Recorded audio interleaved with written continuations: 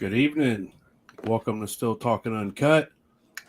I'm your host, Big Easy from the YouTube channel Fibbly Moonshine. Your other host up here is Sean Rigsby, Master Distiller. Good to see he's got a hat on this time. And we have a special guest. Our first guest, Alan Bishop from French Lick Distillery.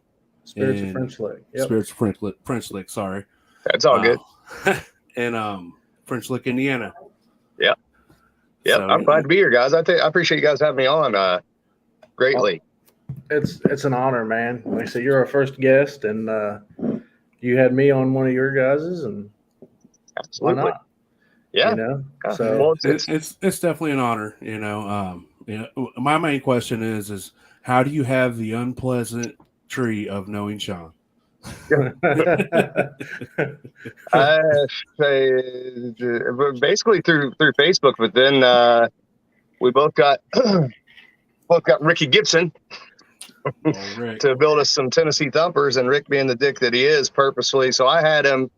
Rick was on me forever about getting a Tennessee thumper, and I avoided him for the longest time. They finally talked me into it, and it started off as he was going to make me a little bitty 2-jar thing for a little test still that I had. And then it went to, well, let's make you a 4-jar thing for a bigger still. And then he got me interested finally.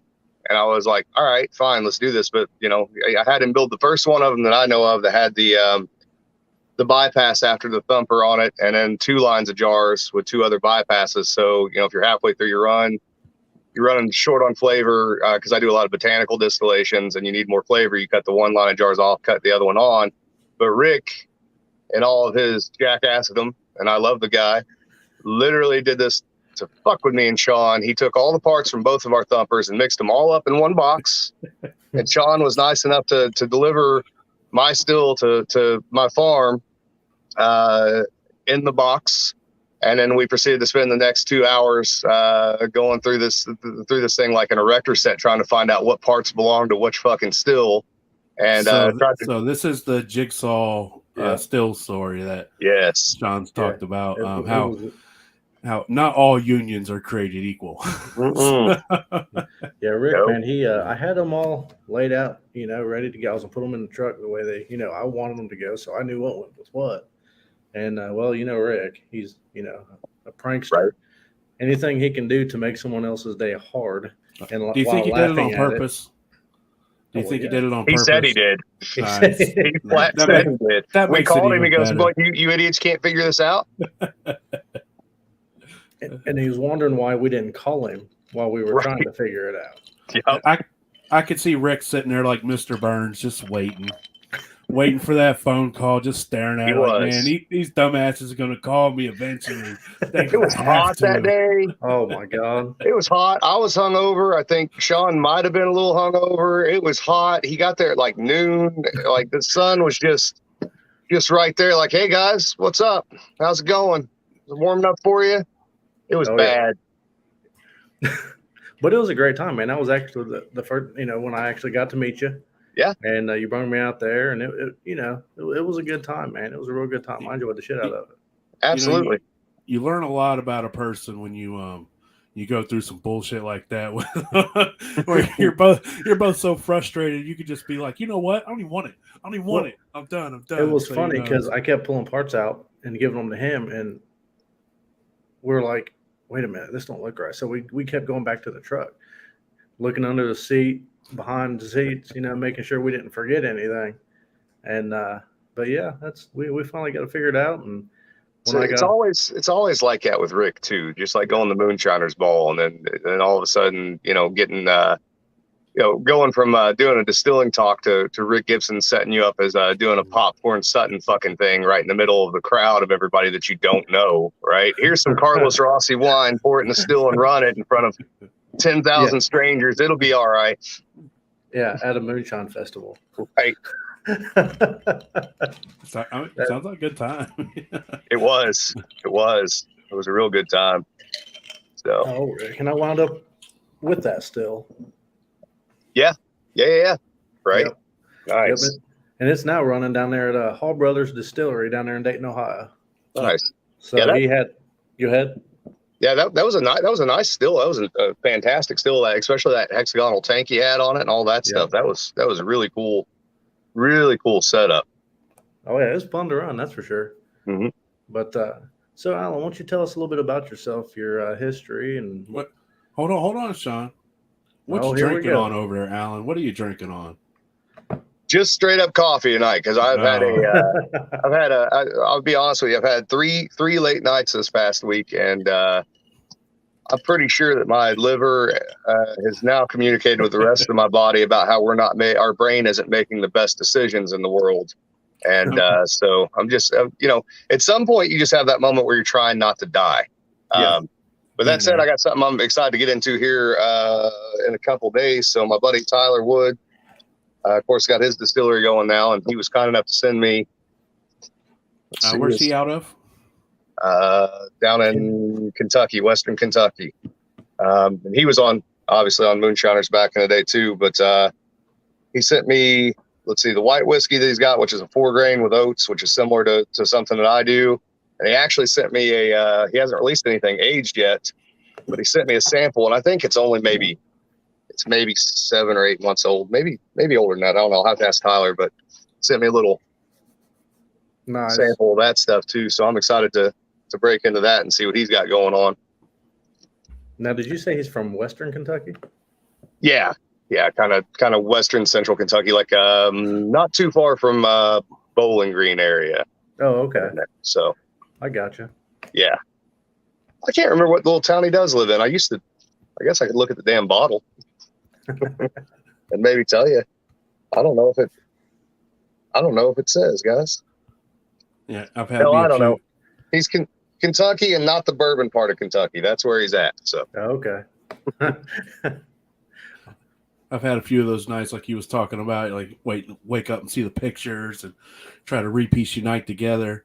Oh yeah. I don't remember saying that. I don't remember doing that. Yep. Can't and I have I'm one of those guys that needs a breathalyzer on his phone too. Like can't wake up early enough in the morning, get my phone turned on fast enough to be like, what? I know you did something stupid last night and you don't fucking remember it. So what was it? Drunk Facebook, huh? Yep. Gets me every time. My mom always tells me, if you don't remember it, it didn't happen. That's right. The problem is everybody else remembers it and they keep bringing it up. That is the problem. But then, I just revert back to what my mama says, You don't remember it. It didn't happen. So I'm just like, I can't confirm or deny what you're saying. Yeah, I don't know why y'all got to make up stuff about me. Yeah. It probably happened, but I don't remember it. So, I accept it, but I don't agree. Yep. Right. It doesn't sound like me. It does not sound like me. Doesn't seem like something I would do sober on a normal day. So that apple brandy still got some of that. Still awesome. A little bit of that. Yeah, there's a new version of that coming out. Should be out in the next month or so. It's a 4-year-old bottled and bond version of it that I'm super excited to get out there. So it'll be at 100 proof, and we're actually we're landing some barrels in your state here shortly too. Really? So, yeah. I don't know that we're going to do full scale distribution in Ohio because the control state issue. Yeah. But for sure, some barrel selections. Nice. Are going in. That's cool. I was lucky enough to try that bottle Sean's got, and I really enjoyed it. Good. I'm an apple, right here in our area of Ohio. We're all about apples around here. So anything apple's always a little near and dear to my heart. So Indiana and Kentucky have that in common. We have that history, or not Indiana and Kentucky. Indiana and Ohio have that in common. We have that history of apple brandy production from pre-prohibition. And that's apple brandy is the closest thing to my heart because it's part of the history here in Southern Indiana, but it's also it's part of what I grew up doing because everybody had an apple tree and nobody wanted to pick them up out of the yard, so apples were fucking free.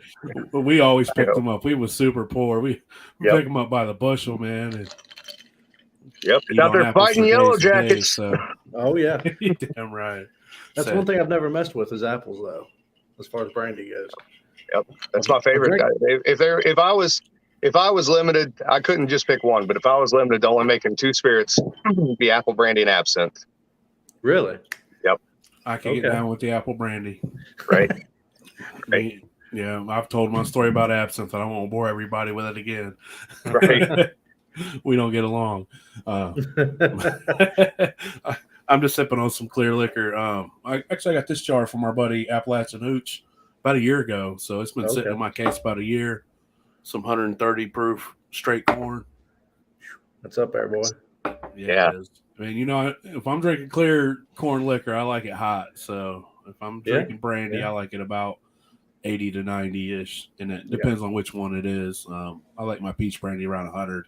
It's what's crazy about the legal side of distilling is, so everybody got into these high proof bourbons a few years ago, right? And you get above, there's some tangential mark, 130, whatever they call it, hazmat at that point, right? So everybody was selling these hazmat bourbons, and they're selling like crazy. And we released a hazmat apple brandy because nobody had ever done a hazmat apple brandy. So it was like 141.5, and it was apple brandy completely matured in a tequila barrel. And I thought, well, that's not ever like going to go over. We kind of did it as a lark. That shit sold out in 3 days. The whole barrel was gone in 3 days. No shit. Yep. So who knew there was a market for hazmat apple brandy? So I got to make the joke that it's not the 141 part of it does you in. It's the 0.5. That's usually what gets me, man. Like I push myself to that limit, and I know I can have one more. Right. I can always have one more. Yep. I'm big. I can one more. No problem. Give me one more. But one more, it'll be all right. Yep. But the problem is one's too many and 100's not enough. Yeah. It gets me every time. Yep. I lose count somewhere in there.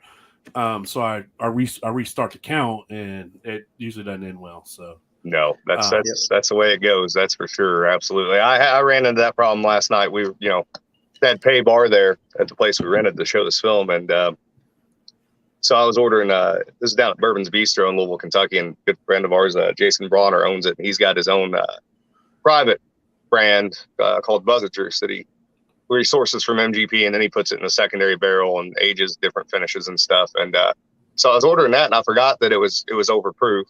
So I was ordering doubles, and I had 3 or 4 of those.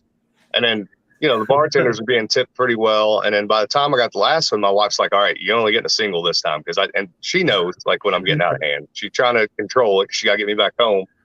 So she goes and orders, and she comes back with a single. But apparently everybody's treated the bartender so well that single was a full Glencairn of that shit. So it looked like a triple.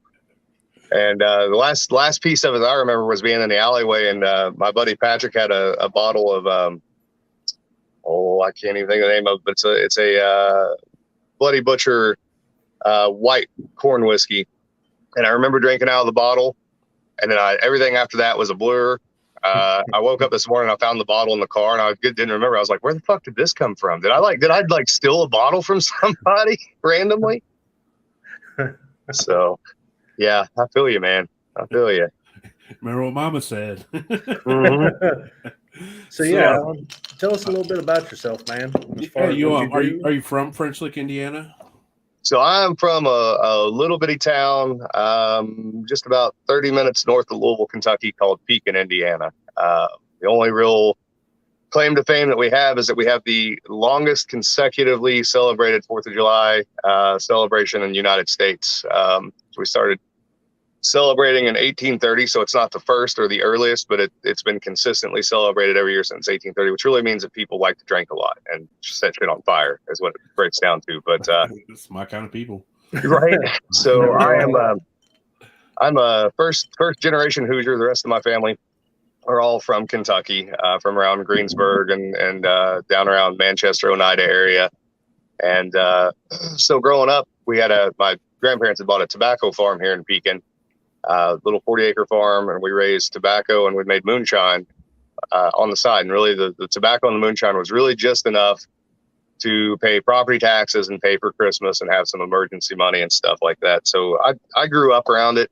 I remember being around stills when I was 3-4 years old. It wasn't anything romantic as far as I was concerned. Obviously, at that age, it was like a tractor, is another piece of farm equipment. It was one of those things where, look, there's the reason why we can't go do fun shit on the weekends, because instead, here's what we're going to be doing. So, so my grandpa and my dad, my grandpa on my mom's side and my dad, they both made a little bit, a lot of brandy and a lot of basically, sugar shine. Nothing fancy, and mostly, just to sell again to people, around the holidays and stuff, get some extra money coming in. And I got tangentially interested when I was maybe about 15 or so, for obvious reasons. I had parents that were cool enough that they would let me do things, but it had to happen at the house, right? They were the cool parents. Like, you can have your friends over and you can do silly shit as long as their parents are okay with it. But I'm going to wake you up at 7 o'clock in the morning and you're going to go cut tobacco or cut wood or whatever we're doing, regardless of how you feel. So Dad and Grandpa helped me put together a little 10-gallon pot. I actually still have it. It's a old antique stainless steel coffee dispenser from Fort Knox, Kentucky. Nice. That we rigged together and put a little stainless stock pot on for a thump barrel and all that stuff. And then they refused to tell me how to do anything. So I knew the stuff I'd help them with, but I didn't know anything different than that. And honestly, I don't know. It's that they refused to tell me how to do anything. I think it's just that, like, that was their limitation, right? They weren't into it from that perspective. But the rules were, don't blow your ass up in the backyard and bring us something when it's worth drinking. And that kind of got me started. And then when I was in my 20s, I switched the tobacco farm over to basically an organic produce farm. But the real thing that I was interested in was plant breeding open pollinated vegetables and grains for low input systems, which of course nobody in the Ohio Valley 12 years ago gave a shit about at all. So it's a little hard to make any money or get anybody to, grow these things or buy this weird produce at the farmer's market. And can't make any money at the farmer's market anyways, because, your neighbor Joe pulls in with a trunk full of tomatoes and just gives them away. So you start thinking, distilling is agrarian. Everything with distillation is related to agriculture. So if you've got these weird corn varieties that you've bred yourself or that you've pulled out of the USDA seed bank or wherever you got them from, traded for whatever, well, what happens when I run it through still? Does it affect things? Does it change things? And then that's what got me really kind of into it. And by the time I was 27, I had a 150-gallon dairy sterator sitting in the backyard that I was doing some distilling on. And my wife, this was right when moonshiners got big, when I got to that point, that first season.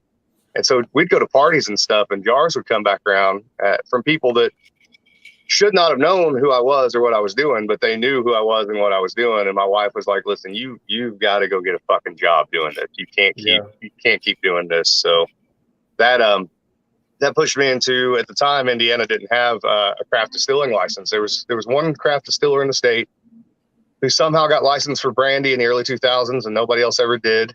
But they were talking about adding a artisan distiller, farm distiller license at the time, but there were no distilleries open. So I basically went and looked for every distillery that was opening in Louisville, Kentucky, and I wrote the world's worst resume and kept sending them out until somebody was dumb enough to hire me. And it just so happened to be Copper and Kings. Got on there, worked there for 2 years, basically headed up the absinthe program, as well as the Butchertown brandy, which is the overproof grape brandy, was kind of my baby. Hey, it's somebody else's dog for once, not mine. Thank God. I'm shining. You got Cujo over there or what? Right? Yeah. She's a peach schnapps drinker. Yeah, she is. That's peaches. So that got me in the legal industry, and it was interesting because the other guy they hired as a distiller, he was a winemaker, but I was the only one in the building with any distilling experience short of their consultant that they had, and the consultant that they had was a good guy, but he'd only ever worked for Barton, the 1792 distillery, so he didn't know anything about pot stills, batch distillation, brandy. And I mean, he and we're good friends now, but when I was working there, we're fucking every day, all day long. And they literally, they turned the keys loose to me and the other guy, and they said, well, here's a 1,000-gallon pot, and here's a 750-gallon pot. There's a boiler that you never worked with before.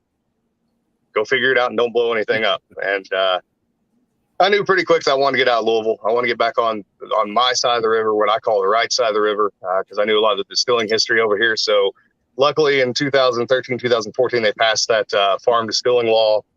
And by 2015, there were several craft distilleries opening up in the state of Indiana. And through Lisa Wicker of Widow Jane, who used to work down at Limestone Branch, and then Steve Beam at Limestone Branch, I found out about this opportunity over at Prince Lick and got hired on over there in the very early stages, and basically laid out all the mash bills, all the distillation protocols, all the botanical spirits. I mean, everything there is kind of, if I didn't conceptualize it from the start, somebody mentioned it and then I built it basically. Yep. And distillation is my absolute passion. I tell people all the time, it's the only thing I'm fucking good at. It's either this or I'm digging ditches, and I don't want to dig ditches. So that shit ain't no fun. I ain't got nothing else. So I can't go for digging ditches anymore. Yeah. If I'm not distilling, I'm probably thinking about distilling, writing about distilling, interviewing people about distilling, filming something about distilling, reenacting distilling, or recovering from a hangover. So, yeah. I say, if you do what you love, you never work a day in your life. So, yeah, that's mostly true. But I'll say this as a home distiller at heart, absolutely, and I always will be. The frustrations of being in a legal distillery when it comes to equipment malfunction and unnecessary design bullshit that becomes work sometimes, right? Like the more. Oh yeah, there's definitely work in there. Yeah, the more intricate those systems are, and the more fucked up they are, the more problems you're gonna have, right? You wouldn't be talking about boilers, would you? Boilers, chillers, all that stuff, man. It's always like. I'll give you a good example, because I think this is something like home distillers that want to become legal distillers, and I'm all for that. That's one reason why I'm such a big supporter of home distillation. So people don't think about those things. And so if you go into a commercial distillery and you've never designed one before, you've never worked in one before, you've only ever worked at home, like you're probably going to overlook some things that some engineering guys do and not have a whole lot to say about it, or maybe you don't own the place and you don't feel like you should say anything. So we had an engineer that did our system, and he put in a bunch of automation. Now the automation doesn't control any of the cuts or any of that stuff. That's all sensory. That's me doing it all day long. But we've got a glycol chiller and then a 2,500 gallon cold water tank that's got a glycol jacket on it. And then the 6 fermenters have glycol jackets. Well, all the cold water piping, he put, I don't even remember what the hell they're called, but automated valving in there where it's on off, right? But everything's up, 25 feet up in the air. You can't tell if one of those fucking sensors has gone out on one of those things until it's too late and shit's getting hot, right? They did the same thing on the steam lines for the stills. So he just put these automated valves on the steam lines. And now I got him to switch one out on the second still that we put in to where it was manual, just turn the steam on. But I've literally spent the past year and a half just going through and kicking all that shit out of the system and getting rid of it, because it's cold water. It's on or off, guys. There's not, you don't need to control it like that except on the deflag. And on the deflag, honestly, I'll climb the ladder and I'll put a fucking manual needle valve on it. Yeah. And then I'll put a piece of PEX hose where I can actually see the water flow, because I'd rather be able to see that water flow myself than have to look at a screen and go, well, maybe it's doing what it's supposed to be doing. So sometimes simpler is better. Yeah. Yeah. I'm all for simple.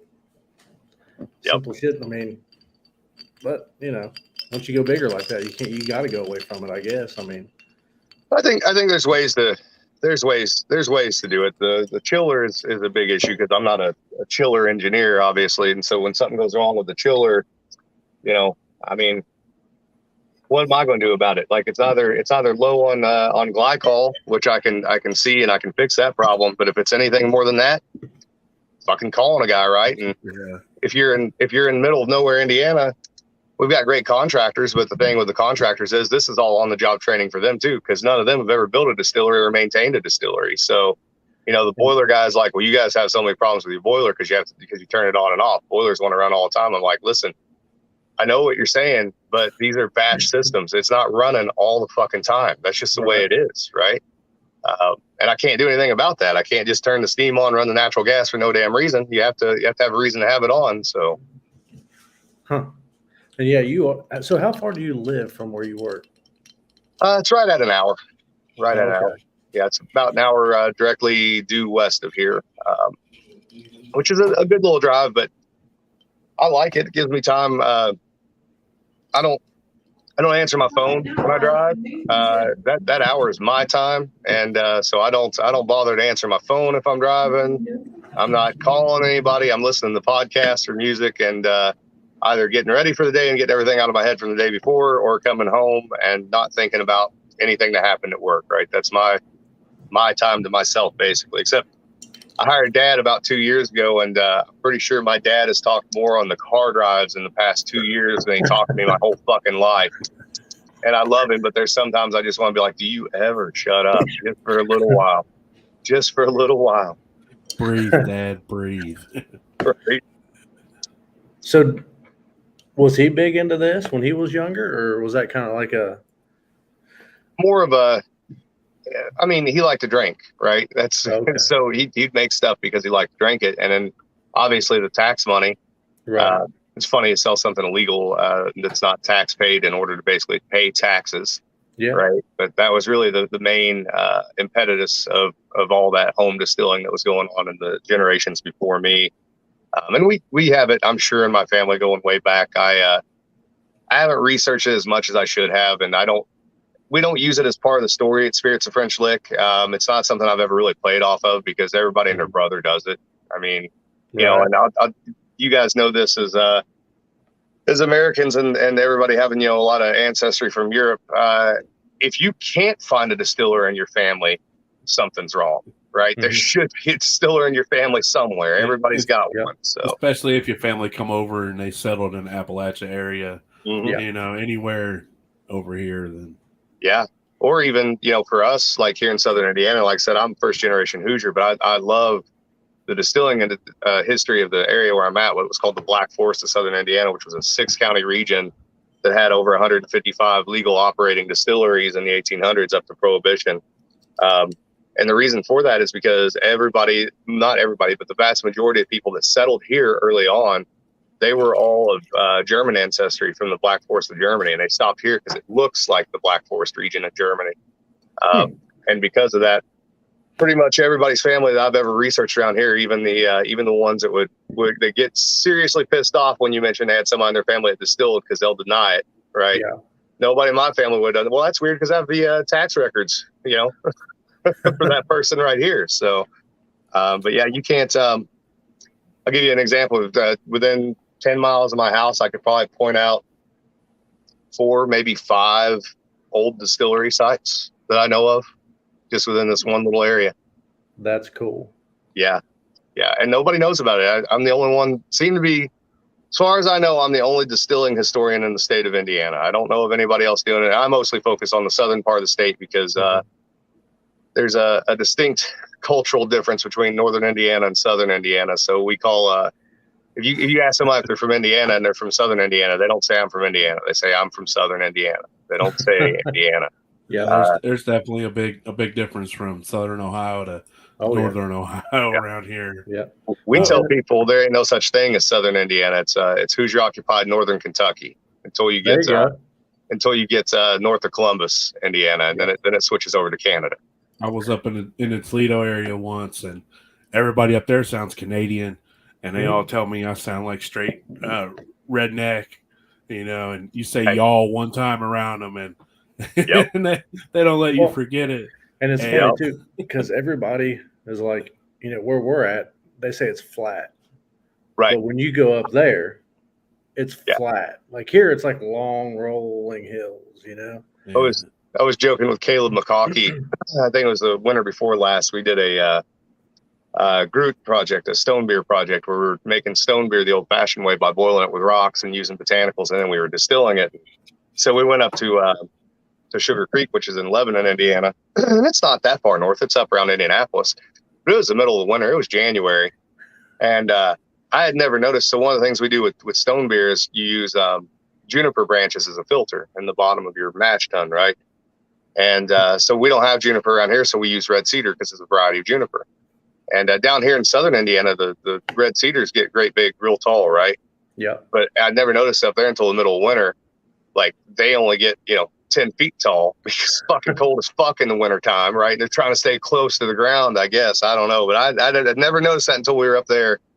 It was like 10 degrees out that day. It was ridiculous. Hell yeah. Yeah. So I watched one of your past,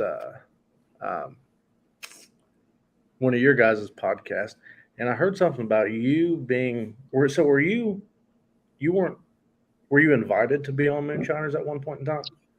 Yes. a couple different times.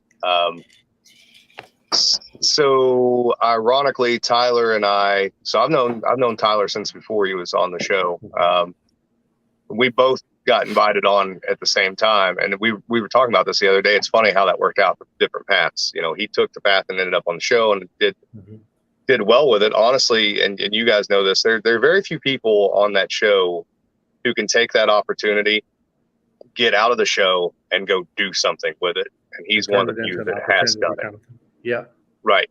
Versus me, who said, no, I'm not fucking doing that. And then, found my success elsewhere. Obviously, my name is not anywhere near as well known as what I think his is, because he has the music thing behind him and all that stuff too.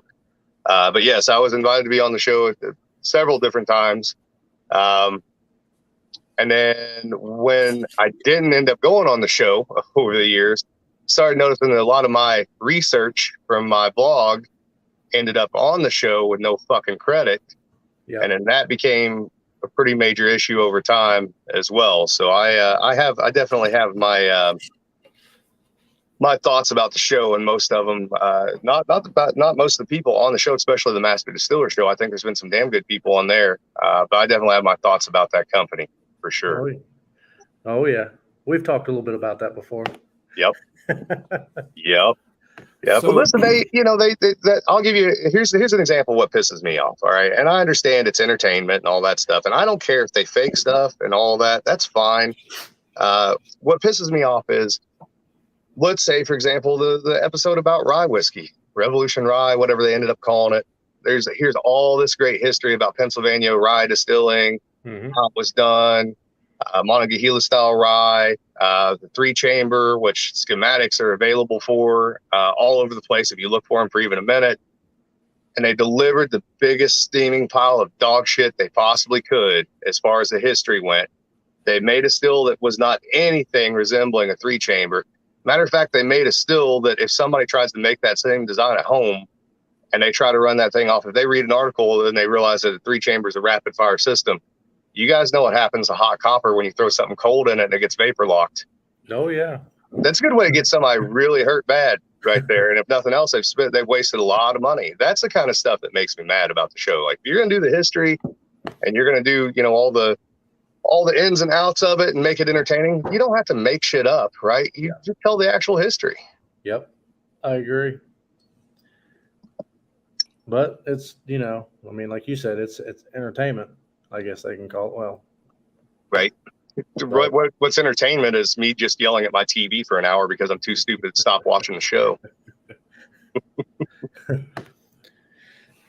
So that first still that you ran, do you still have that? You got it set up somewhere? So I still have it. It's actually going to end up more than likely in a little museum thing that we have going on over at Spring Mill State Park. So we're in the process of restoring the old Daisy Spring Mill distillery over there, which operated from 1823 to 1886, and it'll be the only state-owned distillery in the United States, and they'll be there to make money for the park itself, making historic style spirits. But we're also incorporating part of the old building, which is the original distillery building. It's going to be a museum for kind of Southern Indiana distillation. So super cool. Yeah, the history about this stuff, man, that's what I enjoy. I'm not exactly a super smart guy, but just, was it last summer? I found out that here in Clark County, and I think Miami, where Indian Creek's at. Yep. There was a lot of mills, way back in the day, and distilleries. Yeah. I had no fucking clue. And then just after that, we went out to Indian Creek, met them, and wound up grabbing a few things from there to put stuff in. But that's, beside the point. pretty much anywhere in the Western frontier where you would have had mills, you had a distillery, because that was, we have this convoluted idea of history where you're reading, I don't know how much Ohio State history you get in middle school there, but Indiana, it's literally like 6 weeks, which what the fuck are you going to touch on for 6 weeks, right? But the story is always, well, the settlers needed a place to grind their grain. They knew how to make stump mills, guys. Pretty much everybody that was a farmer knew how to make a mill and get their grain ground. The mills existed pretty much as trading posts and agricultural service centers, and it was a place for people to go and get their news. And it was also the only source of bringing in actual money into the community. And that money was coming from whiskey, and then the pork that was raised off of whiskey, and then whatever little bit of flour they were shipping out as well. Because that's always the one that always makes me laugh too. Yeah, they were shipping. Mostly it was flour they were shipping downstream. Bullshit. There's mills in the South too, guys. They weren't. That's not really what was happening. Sorry, I'm not laughing at you. My dog is over here trying to scratch her back on a chair, and she's dragging it. Old peaches. Yep. Right. So what do you consider your biggest accomplishment in this business? I don't honestly know. The thing that I like the most, the thing I guess I'm most proud of is just helping other people out with it. I mean, I can do stuff, and we win awards, and sometimes those things matter. Sometimes they don't matter that much, as long as it's selling, right, and there's demand for it. Yeah. I think so. Part of it's helping a lot of other craft distillers get up and going, encouraging a lot of home distillers, helping out anybody I can with questions and stuff like that. And then there is a little part of it that's probably a little bit ego driven, but when I left Copper and Kings, the owner said, none of this shit happened in Indiana, and you don't have a chance, and everybody's going to think it's MGP and all that stuff. And there's just part of me that's a little bit like, fuck you, we fucking made it work, didn't we? Right. So I think right now the big one is, again, this spring mill thing, because it's going to be cool for home distillers. It's going to be cool for people with moonshiners in their family. It's going to be cool for people that had legal distillers in their family, and it'll work as either a starting point or an ending point for people coming into Southern Indiana to visit those distilleries, right? Kind of like a bourbon trail, whatever you want to call it. But, you wouldn't have the whole history of what happens with distillation in Indiana if you don't either start there or end there. And I always say there's no reason Louisville should be getting all that money itself. If we can get even 10, 20% of the people that come to Louisville for bourbon tourism to cross that bridge and come over here, they've got the expendable income, and the next best place for their money other than their wallet's in our wallet. So right. Oh yeah. So as far as you guys at Spirits of French Lick, do you guys double distill more, or do you guys run stuff through plates, or how just? Yeah, so I'm a huge proponent of the pot still. That's my absolute love and passion, is the pot still and all the various modifications you can do to pot stills. I'm huge on double pot still distillation on a lot of things, particularly actual grain whiskeys and brandies. I love just straight double pot still for that. So all the bourbons are always 100% double pot distilled. And so when I say double pot distilled, stripping run, no cuts, collect everything, 60, 70 proof, put all that back into the doubling still, run it off in pot still mode, and make your cuts. And so we do things a little differently, I think, than a lot of other even pot still distillers do. It's a little more German/cognac influence. So we'll take a small fours cut, then we'll take our heads. If we're running whiskey, we'll rerun the heads and the stripping still for the next 5 runs, because that acetaldehyde, ethyl acetate, it all breaks down with heat cycling. Yep. Or you can even, a lot of people don't know this, you can feed it back to your mash too. The yeast will break down the aldehydes, and it also raises your ABV in your mash. Okay. We don't ever rerun that stuff on brandy. We always keep the brandy clean. Then we'll do our hearts cut. So for us, most of the time on hearts, on a double pot still, the hearts are probably going to start around 158 or so. We'll run down to between 88 and 92, maybe 94 sometimes for our actual hearts.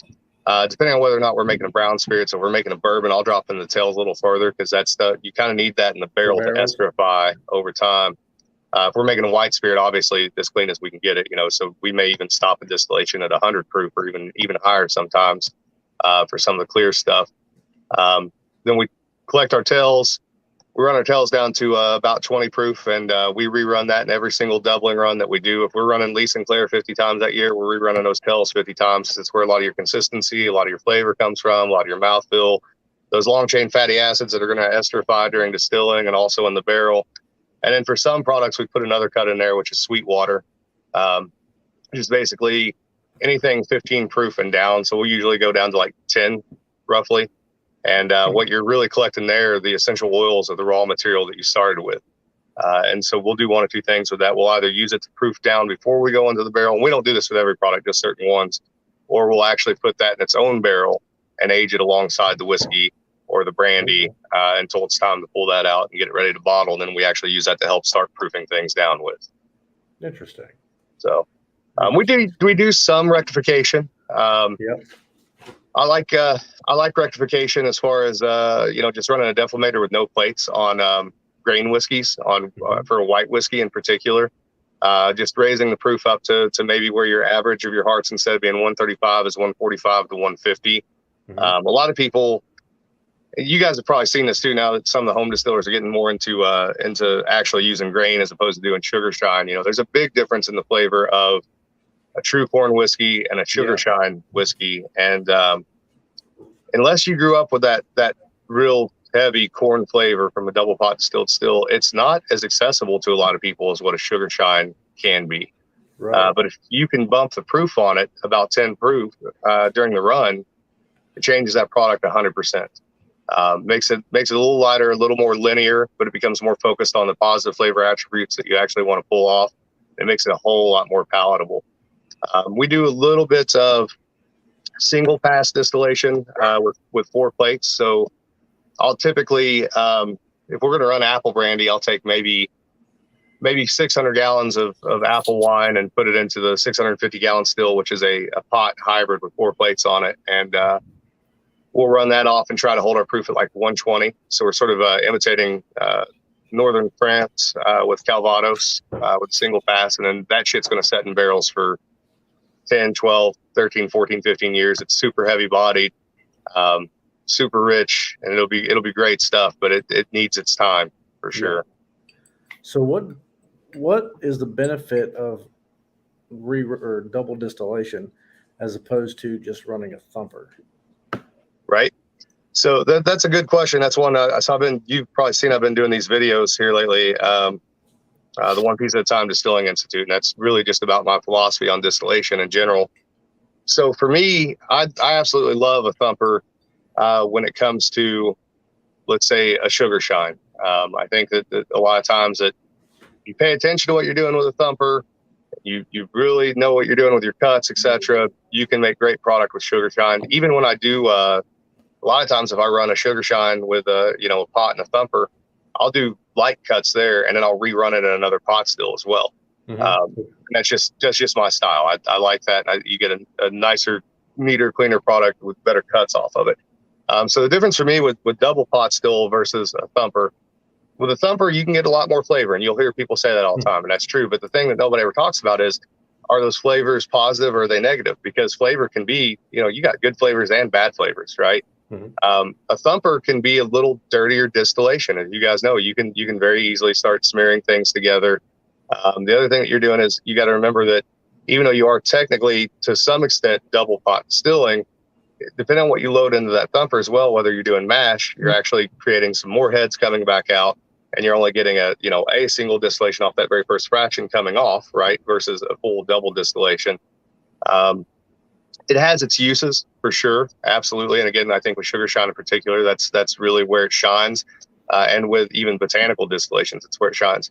With double pot still, what I like about it is the ability to be super precise with your cuts.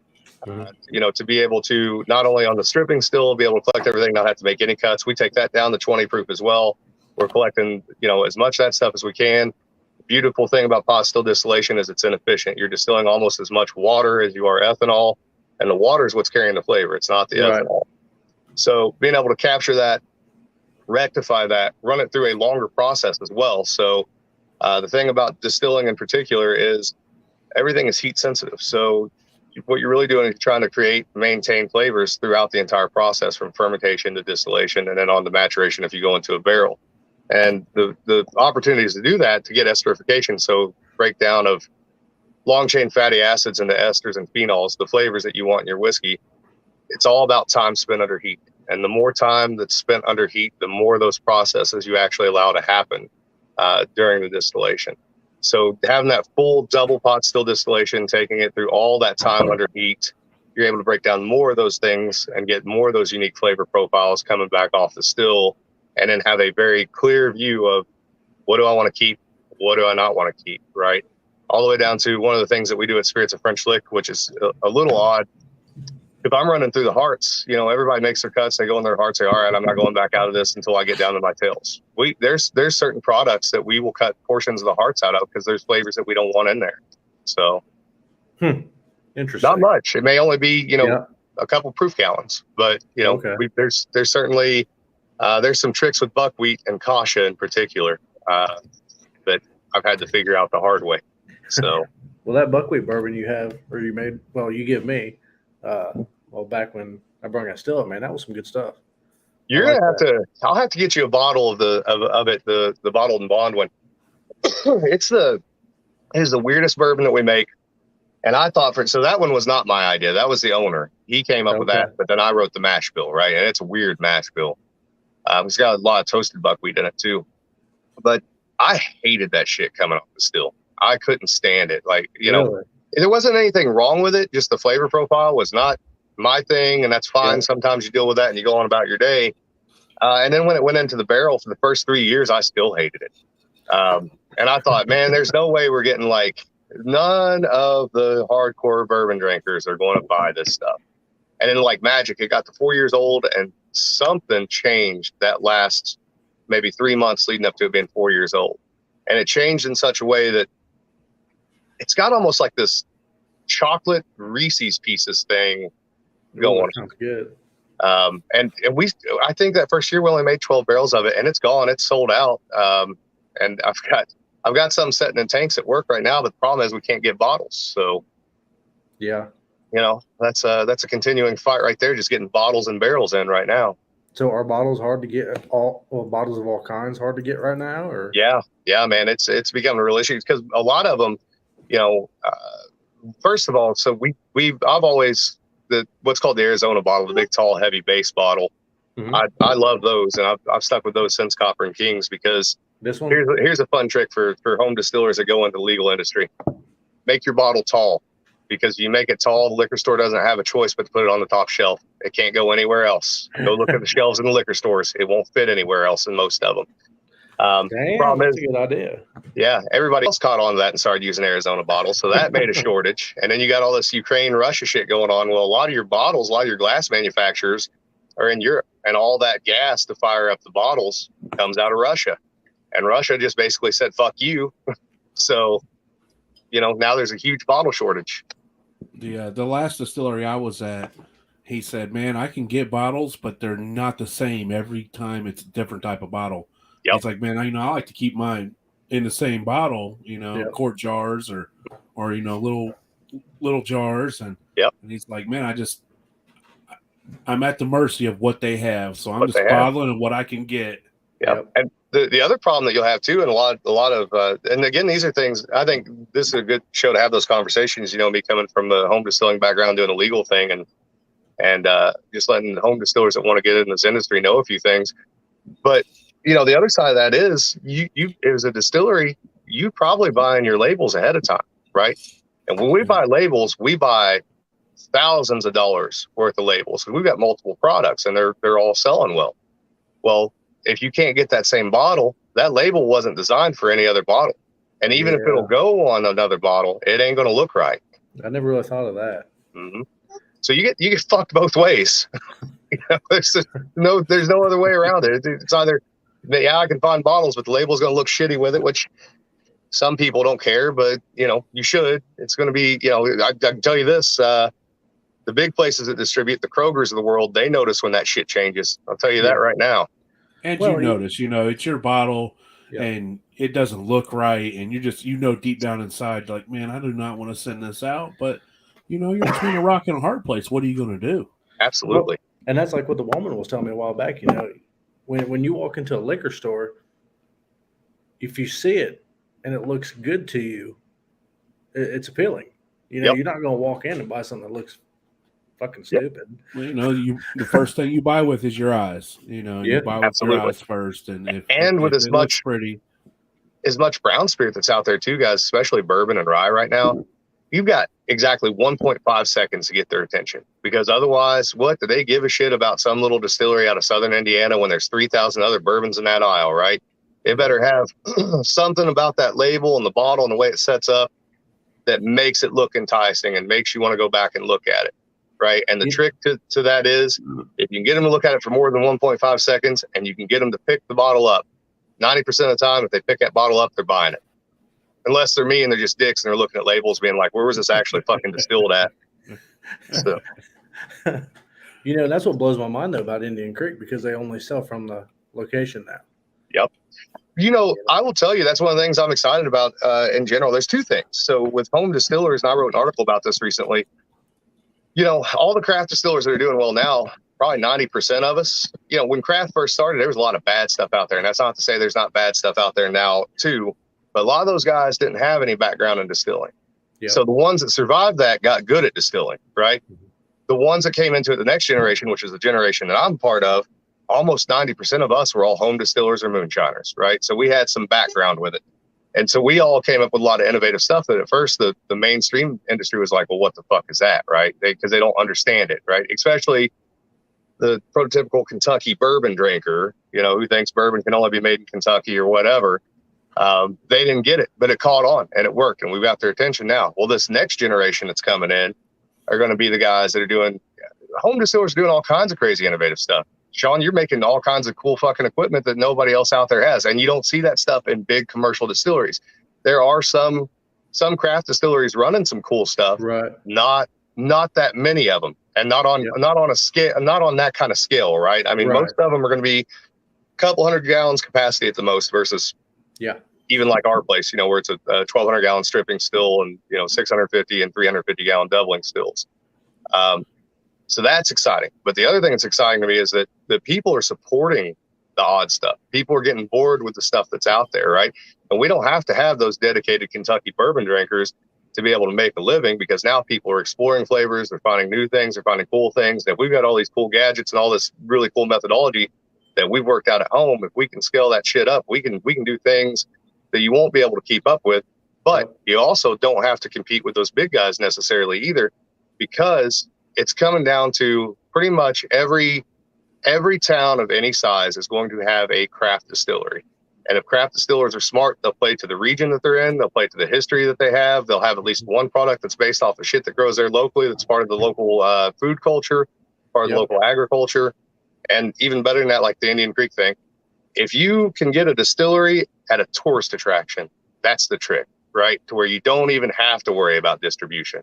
You think about some of the different resorts and stuff that you guys probably have in Ohio, or like you guys probably have lakes and stuff like that, right? And how many people go visit those lakes? And they're right up the road from a small, Kaiser Lake. 10 minutes maybe, maybe if that. But man, we don't have a whole lot of distilleries around here, but the ones we do, that is probably the coolest one in my opinion. It was beautiful. Indian Creek, it was beautiful out there. Yep. They had a gazebo set up, and they had this beautiful creek running through it, and those two stills, man, those things are awesome. Yeah. Well, and the other opportunity that the home distillers that become craft distillers have on hand as well, that's not been as exploited as what it should be for cash flow. Because bear in mind, like at Spirits of French Lick, they had the winery there, so the wine really funded everything until the distillery got going. But we're also I didn't know that. Yeah. So they've had the winery since '96. But we're also in a resort town. You've got the hotel and casino right there. You've got the dome. You've got all that history that we can play off. So we have a lot of visitors that come through. But one of the other things that doesn't get exploited nearly enough, now everybody and their brother is in the home distilling. And it should be, especially with as hard as things in this country are getting. People better be doing a lot more self-sufficient stuff one way or the other. And making sugar shine's fine. And I love sugar shine, but learn how to make stuff from raw material too, so that when shit gets real bad, you can still make something. Don't need it. Yeah, exactly. But the other side of that is, if you go into the craft distilling industry, set your distillery up where you can do education, because they sell Beaver stills on Walmart.com and HomeDepot.com, guys. Right? People want to know how to do this shit, and they don't have anywhere really to go. There's maybe 3 or 4 distilleries in the U.S. that offer education. There's Moonshine University that offers some amount of education, but it's all catered towards much larger clients and stuff like that. So there's a real opportunity to educate home distillers and people. You guys know this. You may not have a lot of money if you're a home distiller, but you have a lot of passion. And if there's something you want to know about home distilling or a piece of equipment you want, you'll get the money to get it. So whatever that education costs, the consumer will pay for it, right? Your home distiller definitely does it for the love of it. 100%. No other reason. I mean, except to get drunk, but for the most part, it's 100% for the love of it. Because even on a small scale, it's a lot of hard extra work on a man that works 40, 60 hours a week to come home and make his own liquor. So it's definitely for the love of it. Yeah, it is. And it's not, if you are a legal distiller and you do any hobby distilling, that's what I'll say, even though you shouldn't for obvious reasons, but I'm not going to disparage you for doing it. If you work at a distillery and then you come home and you still do that shit, right? It becomes even more fucking work. Yeah, that says a lot. Yeah. It's just and there ain't no amount of it, like, I don't know, like in my head, like my dream setup, if I had any other job other than as a legal distiller, if I was out digging ditches and I was doing this for fun, like in my brain, it's literally like a 15 gallon with a thumper and then a little 3 gallon hoga, because it's so much less work, right? But even that's work. That's work. It still becomes work. And even when you mess up, it's still like, damn, I did all that for nothing. Yeah. It's time to start over. But what did I learn? So, but you can rerun Right. it. So, apple brandy's what's your favorite thing to run? I believe you said earlier. So apple and absinthe I love. So apple because of the history and the specific style of apple brandy to this region. It was what was called an apple mash brandy, which you guys have seen, I'm sure, on the TV show. I did a video for Townsend's at local Locust Grove about historic apple brandy distilling a couple years ago. It's up on YouTube. But it's literally exactly what it sounds like. So the process for apple brandy here in Southern Indiana wasn't to press the apples. It was to grind the apples fine and then to cook them in with limestone water, where you're actually extracting from the skin and everything, which is also an old school European German style thing. So I really like that. I love botanical distillations. I love making absinthe, like real absinthe, going back, finding the 1800s processes, the real 1800s processes, and breaking them down. And I will tell you that there's very few people that do it that way because they don't know what to look for. There's a lot of old books that were written about absinthe that do have ingredients listed in them and stuff, and they'll get you about 90% of the way there, but they weren't giving away all of their secrets either. I was talking to Bill Hockett, and he said I need to try what you guys made or come up with. Yeah. I can't. Key West.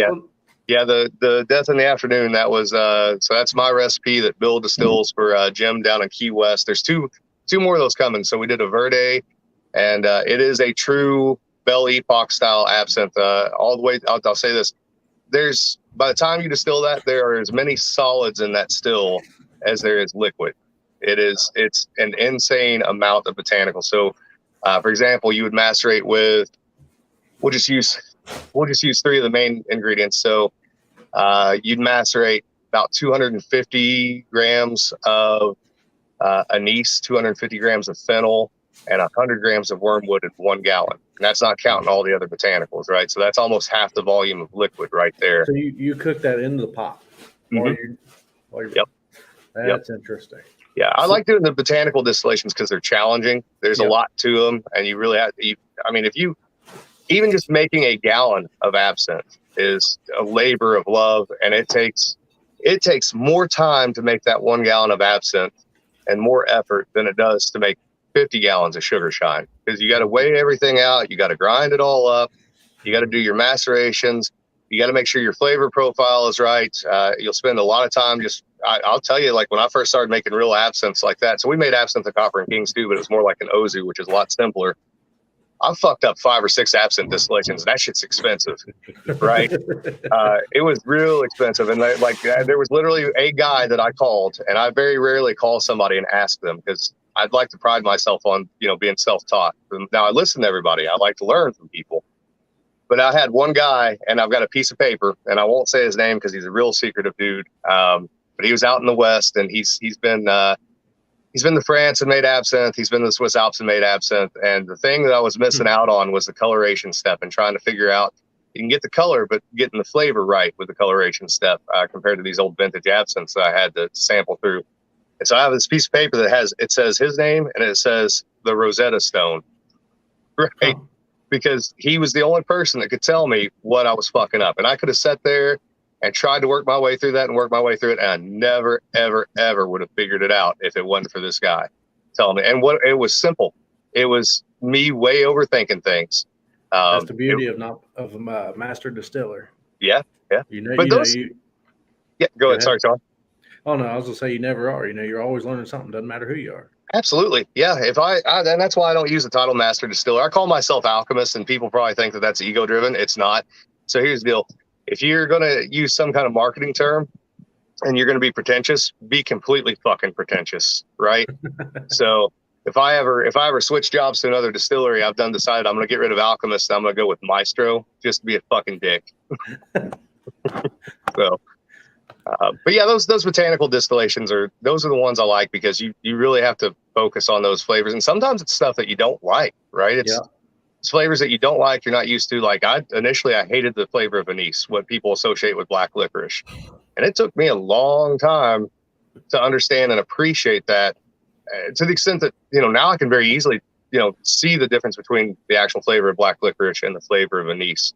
But it's a subtlety, and it's a subtlety that a lot of regions in the United States don't have that culturally. So it takes a little while to sort of retrain your brain to get to that point. And then I even like scaling those recipes up, because they don't scale the same way a whiskey mash does, right? A whiskey mash, if you do it on a 10-gallon still and you scale it up to a 100-gallon still, it usually tastes pretty well the same. Mm-hmm. With botanicals, it's not like that, because you might have you take something like Grains of Paradise or Cayenne, some of these really small things that are very intensely flavored, and you might be at 0.05 grams per gallon on a little 1-gallon run. And if you try to scale that up to a 100-gallon run, it'll blow your fucking head off, right? It won't even be close. You have to cut it back to half of what it was a lot of times to get it close. That's interesting. So I tried the first absinthe I've ever had. Yeah. Was it last week or the week before? I can't remember. Yeah, Solid Voices. Yeah. I don't know what to gauge it by. Never had it before, Mm-hmm. And black licorice. I mean, that's what I thought. I mean, but it was decent liquor. Yeah. He did a good job for his first go at absinthe, for sure. What I'd tell you is, if you ever see it, and it may be hard to get in Ohio, you can order them online sometimes though too.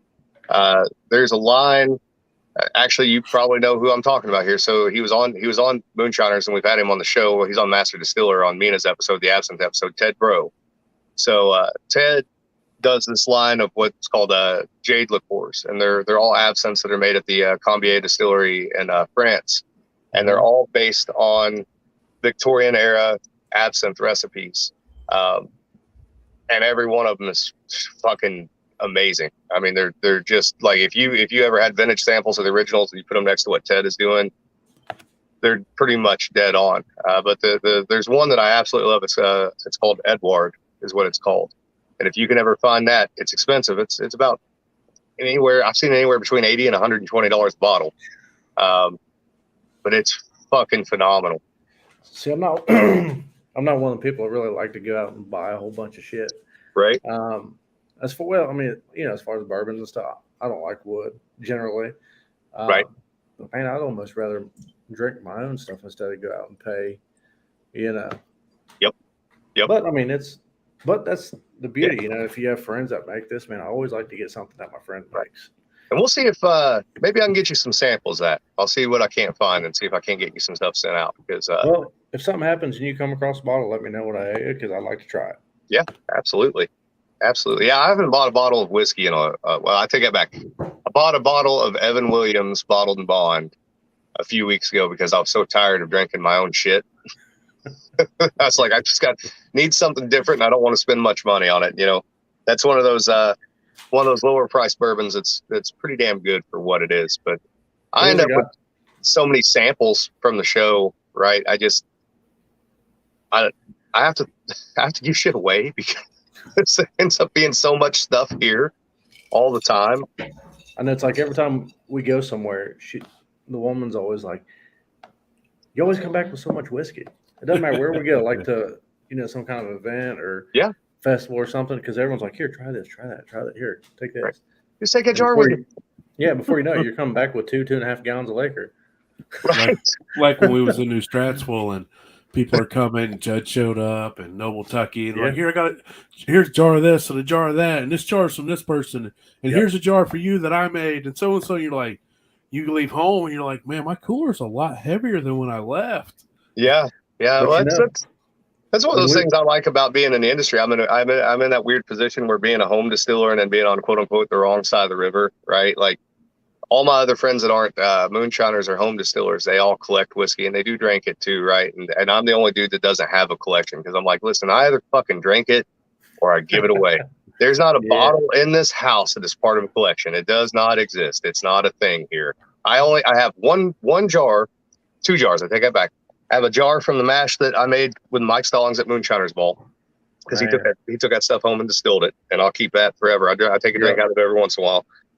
And I have that shitty Carlos Rossi fucking wine brandy sulfated bullshit I have a little collection of samples of faulty stuff, right? And Christy Atkinson brings me shit all the time, like, tell me what's wrong with this, and she'll give me a sample of it. And so I have a few of those things, but I keep that one jar from Moonshiner's Ball just to mess with people, because you can open that thing in my kitchen and somebody be standing on the front porch and smell that bullshit. That was the very first run of liquor I ever made was Carlos Rossi. Right. And it was not good. Had there been some more copper in that still, we probably could have knocked that sulfate down a little bit, but that stuff is rough, buddy. And I'm super sensitive to acetaldehyde as well as sulfates both. Like even with acetaldehyde, if Kim uses fingernail polish remover, I can't be in the house. I can't deal with it. Yeah, it immediately triggers a headache, almost like ocular migraine sort of thing. Interesting. So, which is also funny because I chain smoke, as you guys can see. So you wouldn't think it would fuck with me, but it does. Yeah. So out of everything that you make, what's your favorite thing to drink that you make? Oh man. So I do love the apple brandy, although certain things are obviously a little closer to my heart than other things are. So like I have a hard time drinking the apple brandy because I'll just sit and analyze it all night. And I'll be like, well, you fuck that up. Right. The same thing with Lee Sinclair. So Lee Sinclair is our 4-grain. It's corn, oats, wheat, and caramel malt. And that was really the first mash bill I came up with. So I told you guys earlier that my dad and grandpa said, don't blow your ass in the backyard, bring us something worth drinking. So I knew that oats were a grain. I didn't know that there was any history to them in whiskey distilling. There's a huge history of oats in both Indiana and Kentucky, and then going back into Ireland and Scotland. So that's where that recipe came from. I can't sit down and drink it and enjoy it because I'm constantly analyzing it. I really like, we came out with a weeded bourbon, which is William Dalton, which is 70 corn, 20 wheat, 10% caramel malt. And it's basically a mirror of all those weeded bourbons that you see on the market. So Happy has a very similar recipe, Old Fitzgerald, Larceny, etc. They basically use almost that exact same recipe. That's the one if I'm going to sit down and drink and not think about it, that's the one that I'll go to, because it's not my unique recipe, right? And I know what the other ones taste like versus mine, where we use a different type of malt and do double pot still versus low rectification column still. So I feel good about it, right? Because I feel like I did something that's in a slightly different direction than what comes out of Kentucky, but it's still familiar enough that I don't have to think about it too awful hard. Okay. Yeah. So So do you guys use any sugar at your distillery? No. So I put that honestly, guys, I put that distillery in like the worst possible fucking position when I started there, because I was such a purist about everything. But put it on the map. Yeah, I was like, we ain't doing no fucking liqueurs. There's no cordials. There's no fucking moonshine coming out of here. Like, not that there's anything wrong with that, right? No. Yep. And if I ever go anywhere else, I'll probably do the exact opposite, because I like to compete with myself. But I literally put them on like the worst possible, like, starting position on the field, because we didn't do any of the easy shit. Like even the vodka, most people buy in GNS. We didn't buy in GNS. We literally made vodka from fucking scratch on that little 350 gallon with the 2 columns. And a 350 gallon, like a normal whiskey run's like 6 hours, right? with running those 2 columns and the speed that you had to run at, like every single run was legitimately 17 hours, right? For about 50, 60 gallons of 192 proof vodka. That's crazy. And luckily, I won't say that the family appreciated it at the time, but they let me get away with it. And it somehow it worked. We were able to play enough into the market and play off of that sort of purist attitude. And we were already doing tons of social media stuff before COVID ever hit. So like there was you saw all these other big guys, they had to switch gears, right? They went from being on the road to, oh shit, we don't know how to do any of this, video stuff or anything. And we were already hitting on all the cylinders there. So COVID actually helped us. I mean, we were already in place to make that happen. So, and that's what's awesome too, man, because COVID was a big deal. And it was either you're going under or you're going to exceed. Go figure it out. Yeah. Yeah. And we just got lucky with that, because what happened was right before COVID hit, we started selling single barrels, right? And we had just hit we had some success with a 2-year-old bourbon. Also, we don't use any small barrels. I should mention that too. It's all 53 gallon and larger. So it's literally, again, it's the hardest possible route to business you could go with a distillery. So we had just started selling single barrels. We were coming up on bottled and bond. We had just started releasing some bottled and bond stuff. And I was on the road quite a bit doing sales, and I fucking hate doing that stuff. I would much rather be at the distillery. Nothing wrong with doing that, and you got to do it to some extent. But listen, I don't need to be best friends with everybody. I don't need people to pretend to be best friends with me either, right? Like I wake up and shit in a pot of clean drinking water like everybody else does. So don't kiss my ass just because I make liquor, right? So there was a little part of me, I wasn't happy about COVID, I'll say that. But there was a little part of me that was real fucking happy that I didn't have to get in a car and fucking go anywhere anymore, right? And I could just do it from the bedroom. That's funny. So when COVID was a big deal, man, that was when I spent a lot of time figuring things out. Yep. Because, the baby was about to be born. I wound up being off work. And it just worked out great. Yeah. It worked out great. Yeah, well, the stuff you're making is cool, man. The infuser thing, the jar infuser. Yep. That was cool. So I was listening to Moonshine Shua the other day, and he mentioned 1920 Prohibition infuser, and I hadn't seen one. I saw the thing that you posted, and I'm like, what the fuck what is this fucking thing, right? And then I'm messaging him like, can you tell me what you're talking about? Because he don't show it on the video or anything. And I was like, that's fucking brilliant. And it's a small little thing, right? But it's a great idea. It's a great idea. Just like, Rick doing the Tennessee Thumpers and all that stuff.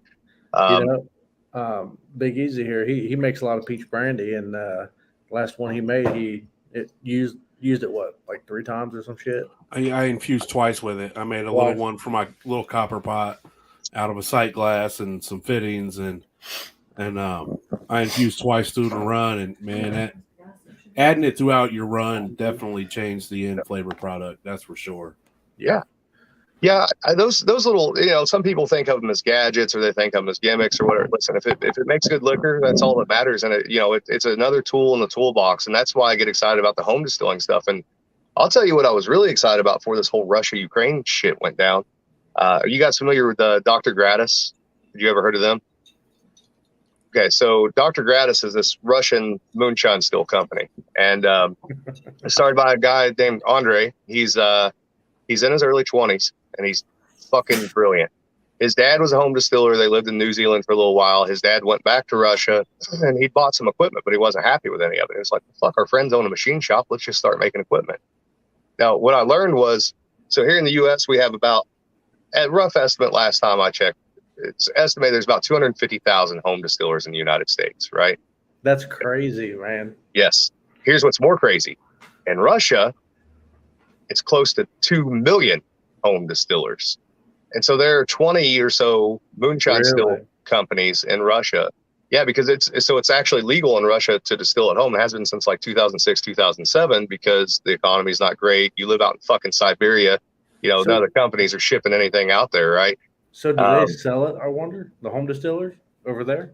I'm sure they do. More than likely. I'll tell you this, there's a whole, I don't know if you could find it now with all this shit going on, but Andre turned me on to this. There's a whole section of YouTube that's kind of hidden. That's basically like Russian YouTube, right? And it's just page after page after page after page of these Russian home distillers and the crazy fucking equipment they've got. So like Dr. Gratis, some of the stuff that Andre was doing, so he'd have like a 10-gallon stainless steel boiler, right? But then like if you wanted to expand it to 17 gallons, he'd have a false boiler. So it's just the wall and it clamps onto the top, right? Now you've got a 17-gallon still, right? He had a still that had both liquid and vapor management for reflux on it to run it 2 different ways. I also had a gin basket on it. He had found a way to turn a pot using the condenser into a continuous column system. You guys know what a Soxhlet extractor is? I wish I had it up here. I'd show it to you. A what? A Soxhlet extractor.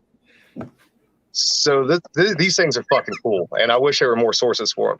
So a Soxhlet is basically you run it on top of a pot, and it looks like a gin basket. You fill it up with your botanicals. Then you put a shell and tube condenser on top of it, but you leave it open to the atmosphere because it works off the atmosphere. You start to boil your liquid in the pot. It comes up. It comes through the basically like the gin basket. It picks up those botanicals. It comes up and it hits that full 100% reflux. Nothing ever passes over. It drops back down and it fills the sight glass up on that gin basket. Now you've got hot liquor sitting on top of those botanicals. You've extracted it twice. You have a little vapor or a little atmospheric release on the side. You hit, everything drops out of suspension in the column back into the pot. You'll run it 2 or 3 times like that and keep reinfusing. You can do this with wood or botanicals or whatever you want to do. Fucking genius, man. Take, for example, something like limoncello, where it might be a normal, 3-month process to macerate that. 20 minutes, you're fucking done. It's there, it's finished, it's infused, it's ready to go. Shit like that's cool. Wow. So there's still more stuff to do. There's so much shit that anybody can learn out there, man. That's the beauty of this shit, Well, you know what they say, man. When you're done learning, then you're done. Done. So, yeah. Yep. Either you're done fucking with it, or you're dead. That's you're just done. And especially if you think you've learned it all, then you definitely you need a little ego check. You got a ways to go. Yeah. So I kind of wish they would change the name of the Master Distiller Show because of that. Me and you, well, actually both of us, we all have talked about this. That's just a name that's thrown around way too lightly. Yeah. Well, and there's no real historical precedent for it either. That's a fairly recent term. I mean, before Prohibition, it was yeast maker and distiller. That's literally their primary job was to keep the yeast strain going, and then also, you're a distiller. And it's just like any other trade. There should be some amount of apprenticeship distilling at home or distilling for another company and going on a show and winning that show, no matter how good you are, doesn't make you a master, right? Yeah, you could be running a still for 4 months, go on there, win the show, and they call you master distiller. Right. That pisses me off because I've spent a lot of time fucking shit. I've spent longer than 4 months fucking shit up. Right. You know what I mean? It's just. Yeah, that's how I'm always trying to learn stuff. That's why I started fucking around with trying to build stills, and I fucked up a lot of copper. Waste a lot of money, man. That's how I am. I've got a 14 by 10 sheet out here, 14-inch by 10-foot long sheet. I'm not fucked with it yet, because me and Easy here, we're gonna start fucking with it. Just trying different shit. But man, I just it took me 4 sheets of copper.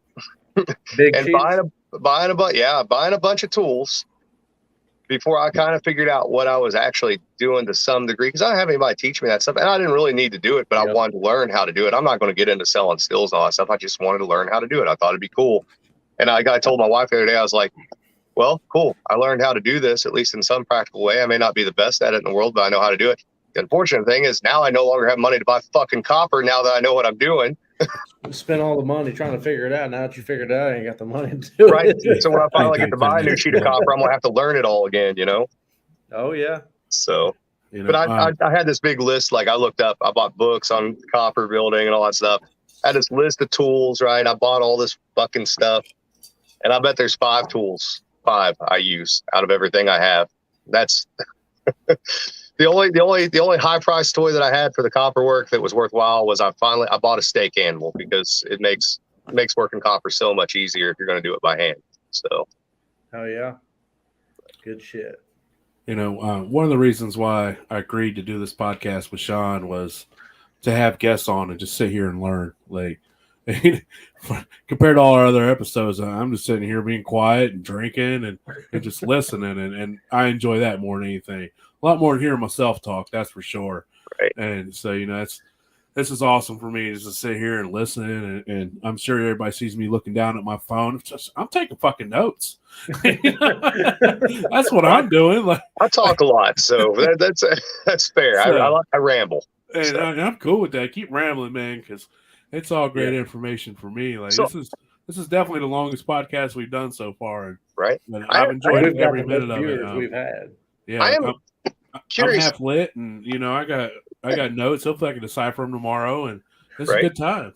Yeah, well, feel free to reach out anytime. Anytime you guys or anybody listening to the show, you guys have questions. That's why I started doing that one piece at a time Distilling Institute thing, because I get questions from people a lot, and I don't always have time to like respond to them with an email or on Facebook. And sometimes you know how it is. Even if you love this stuff, like you get home, you read a message like, "Oh, not tonight. I'll reply to this tomorrow," and then you fucking forget about it, right? So that's why I'm doing those things is and not that I'm right about all this stuff, because certainly there are people that make better liquor than I do, in my opinion.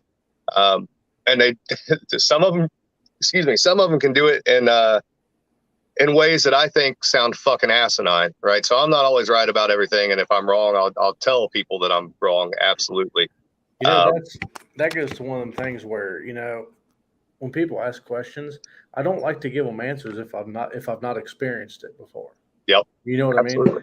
Or if I'm like, well, I don't know, but I know, say, you have. I'm like, well, I haven't, experienced that, but I know Alan Bishop has. Right. And this is what he did, or, whatever. And they're like, okay. I feel completely comfortable with that because you're more knowledgeable and more experienced, in my opinion, than I am. Yeah, like I said, I try to help everybody out with that stuff if I can. The only time I ever get aggravated about stuff is if somebody asks me a question and I give them an answer and like they don't even use it. They either don't use it, or the other one that they'll do is like, well, what you said doesn't make sense. Like, well, listen, try it and then fucking get back to me, right? Or piecing together a Rick Gibson still. Yes. Or this will get old Ricky good. Or being friends with a gentleman out in California, Chris Koenig, who's still waiting on a piece of equipment from fucking Rick Gibson. You better get it in the box and get it out there, Ricky. What's funny is I was talking to Chris on the phone the other day, and I said, man, I'll tell you what, I just sold a fucking 100-gallon still to dude to look over in West Virginia. Right. I said, I should have just sent it a little bit the other way. Yeah, that's up to you. Chris was responsible for 2 of those late nights I had this last week because he was in Louisville. And on Wednesday, we called Rick Gibson to try to fuck with him a little bit when we were at a bar. Yeah, he was the night after, the day after. He was telling me about that. Yeah, he goes. He answered, and I turned my phone. I called him from my phone. I turned my phone to Chris, so whenever he answered, he saw Chris's fucking face, and I see Rick, and I'm looking at the phone, and he goes, "What fuckers?" He goes, "I'm in Home Depot getting stuff right now." Man, and that's what I was talking. I can't remember who the fuck I was talking to about Rick. Compared to even some of the shit that I do, like Rick's shit is bigger, as a whole. So it does take him a little longer to get shit done, Mine, right. I can turn 2 or 3 over a night if I have to. Absolutely. But man, Rick, he makes beautiful shit. He does a great job. And the other thing about Rick is that, just like how it started off with he and I having that conversation about a small little Tennessee thumper, and then it turned into a bigger one, then a bigger one. And all right, now you got me fucking interested. And I'll give him my ideas. And then you wait for him to get back to you and be like, yeah, I changed this fucking thing, or I changed that fucking thing, right? And it's all stuff that makes sense. And you just got to let Rick do what Rick does, and he'll deliver on it, Yeah. So I remember you gotta let an artist work. You gotta let an artist work. You just gotta be like, look, man, this is what I want. You do your thing, and give me a beautiful piece of art. Absolutely. So I'm curious, Sean, I've had some of your stuff in the past. I don't know if you may not even want to get into this on camera. I don't know, but are you still doing any distilling, or? Yeah. Fair enough. And Big, what kind of stuff do you do? What's your forte? Where are you at? What do you like? I prefer to make brandy. I like to make brandy. I like to make what I like to drink. Right. You know, Yeah, buddy. I like to drink some brandies. And Sean seems to enjoy my brandies, so whenever I make a batch, I always send a jar his way. Yeah. Yeah. So and now I'm asking you guys questions because I'm curious No, again go- now because I like Go to ahead. too. So when you guys are distilling at home, let's say whatever you're distilling, what's your preferred methodology? What do you use? You using a still with a thumper? You using, just if it's, let's say it's not a special project, it's just I'm making some liquor for myself or my friends. What are you making and what are you using to make it? If I'm making it for me and my friends, it's probably going to be banana brandy. Mhm. Just simple Yep. copper pot, copper thumper, copper worm. Yeah. I like to use bread yeast on my bananas. Yep. I think it gives it a little bit of nutty flavor. Mhm. And then my infusion, either 99 bananas or some type of real high potent banana alcohol. Yeah. Just to really pump that flavor in it. And I'll usually, when I do make my bananas, I'll take and make a stripping run, and I'll just use that stripping run for my thump cake primer when I do run bananas throughout the year. Because I'm only doing like, small batches, like 20 gallons, and yeah, I'm not doing anything real big. So right, yeah. Absolutely. Well, I'll say this for home distillers too. Like I told you guys, when I was in my 20s, I had that 150-gallon pot, and you can make some money off of that for sure, right? There's some levity to something that size, but the truth of the matter is, the most fun I ever have distilling and the best product I have is off of small pots. And there's just, again, 17-gallon with a thumper. I like to have all the toys to play with. I've got plates and defibrimators and all that kind of shit. But a 17-gallon with a thumper that I can bypass with a worm. And then, a little 2 or 3 gallon for a doubling still on something like that with a gin basket and a defibrimator. That's really what I like. And the other thing I got into recently was running highline distillation. So holding proof at like 170. I don't like to go to 180 or 190, but like 170 for base alcohols and stuff like that. And using shell and tube condensers. Shell and tube? Yeah, or just a shotgun. Yeah. Okay. The bag, cold finger, whatever you want to call it. It's a long distillation and it's a drip distillation, but I have a lot of fun doing it, and it makes me feel a little bit like a mad scientist when I'm doing that. Yeah, right? You were telling me a while back that when you run higher proof, you like to run through a bag or I do something like that. I do. I like to slow it down and really focus on what I'm after. So here's one of the mistakes I think a lot of home distillers make is they think high proof, they think no flavor or less flavor. Right. And they're right to a certain degree, right? But we talked positive and negative flavor earlier.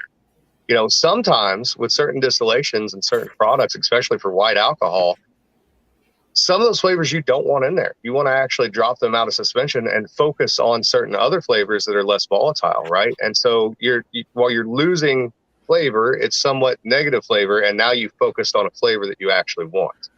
And those are fun distillations. Since you brought that to fermentation, I guess, what do you think about running a 4-plate still and adding jars after the plates to infuse back in?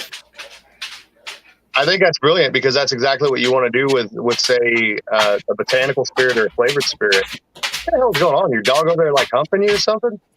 No, it's not here. It's over at his house, man. That one's over him. My old man just walked up over here. Yeah. Gotcha. He's an old Great Dane. He'll be 12 in October. Oh, nice. Yeah. So he's just, that's exactly what you want to do. I mean, you want to have that base alcohol at, a fairly high, somewhat neutral. Maybe you want to hold on to some of that base alcohol proof, right? So 170 or so is good. And then reinfuse it. I mean, I don't see a difference between that and running grain neutral and then doing a gin, using the gin basket or maceration. I think that's a great idea. Well, see, so before the show, I never reran anything unless I fucked it up. And that's kind of that was my thoughts on that, So on the show, we just fucked up rerunning it. I'm like, this is just fucking weird to me. I've always used thumpers, so I've just never. The first time I ever heard about rerunning anything was down in Kentucky.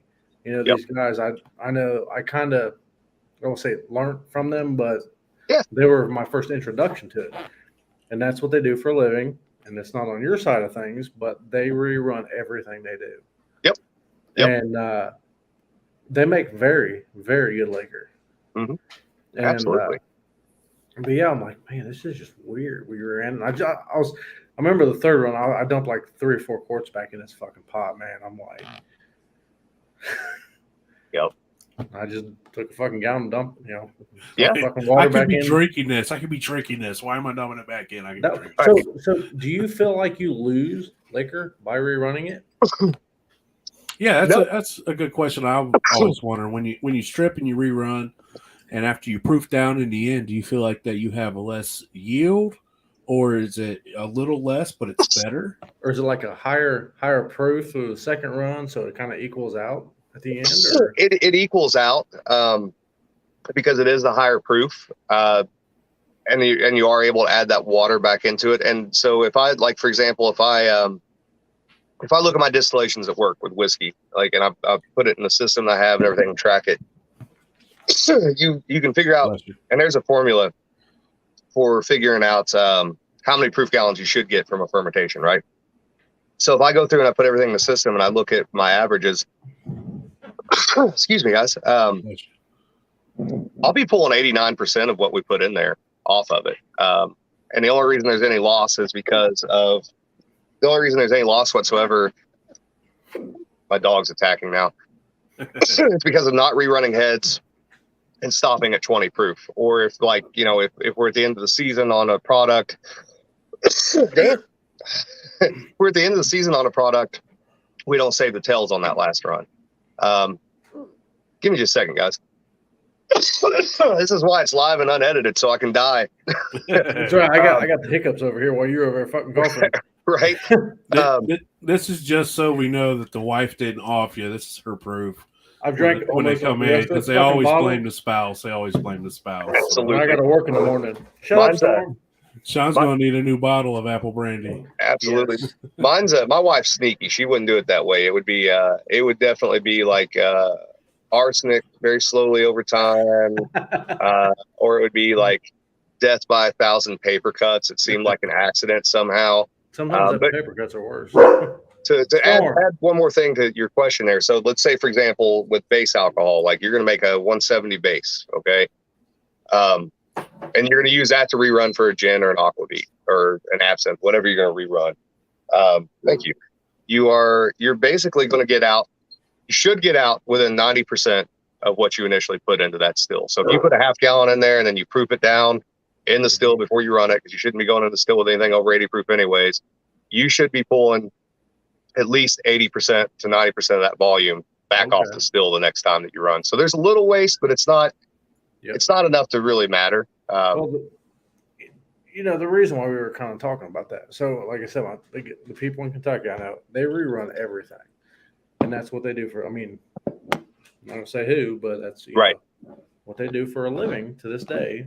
And it just blows my mind. I'm like, man, so you guys rerun everything? Yep. And it's time consuming. It's time consuming for sure. Well, and I've been like, man, what if I bring you, a 15-gallon keg and then a 5-gallon keg and then a worm, and we run your mash and see how you like it? Yeah. Because, if that's what you do for a living, maybe you could would sacrifice just a little bit of flavor for double the money. Right. Right. And for me, it's that toolbox conversation still too, right? It depends on what you're running, what you want out of it, what your practicality is from it, what the theoretical idea behind the whole thing is. Will very much so depend on what I'm going to run and how I'm going to run it.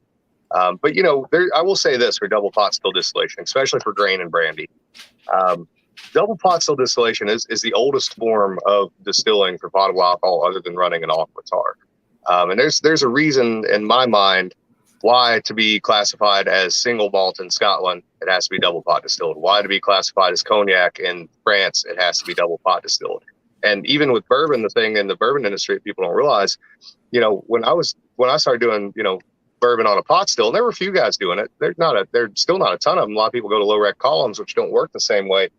There's a little pushback on that from traditional bourbon drinkers because they don't really understand the history of it. What I tell them all the time is, listen, it might be more common nowadays to run a bourbon on a low rec column still, but whether or not you realize it and whether or not you like it, bourbon was born on a pot still because that low rec column didn't come in until 1870. And bourbon as a category has existed since the 1820s. And prior to that, it was basically bourbon. It just wasn't called that.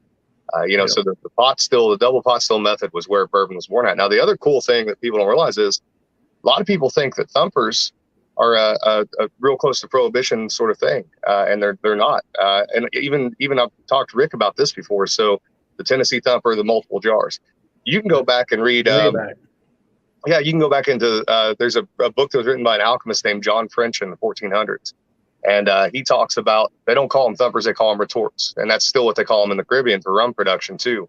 But you'll find illustrations of basically an alembic, a pot still with 8 or 9 retorts on it in a row, just like the jars are being used now, right? So none of that stuff is new stuff. It's always existed. We just rediscover it. And I tell people that about even, the bourbons we make are off kilter from what's commercially available for the most part. And everybody's like, well, how'd you come up with that idea? And I tell them, like, listen, none of this stuff is new. Like, if you were to go back to 1850, before that low red column came in and everybody switched from using some of these odd grains that were sticky because they sucked to run through a column still, everything that I'm doing existed amongst farm distillers. I'm not the first person that was using any of these grains. This is all stuff that's existed in the past. It just comes back around, and maybe you know that history, and maybe you don't know that history, but it's out there if you look hard enough.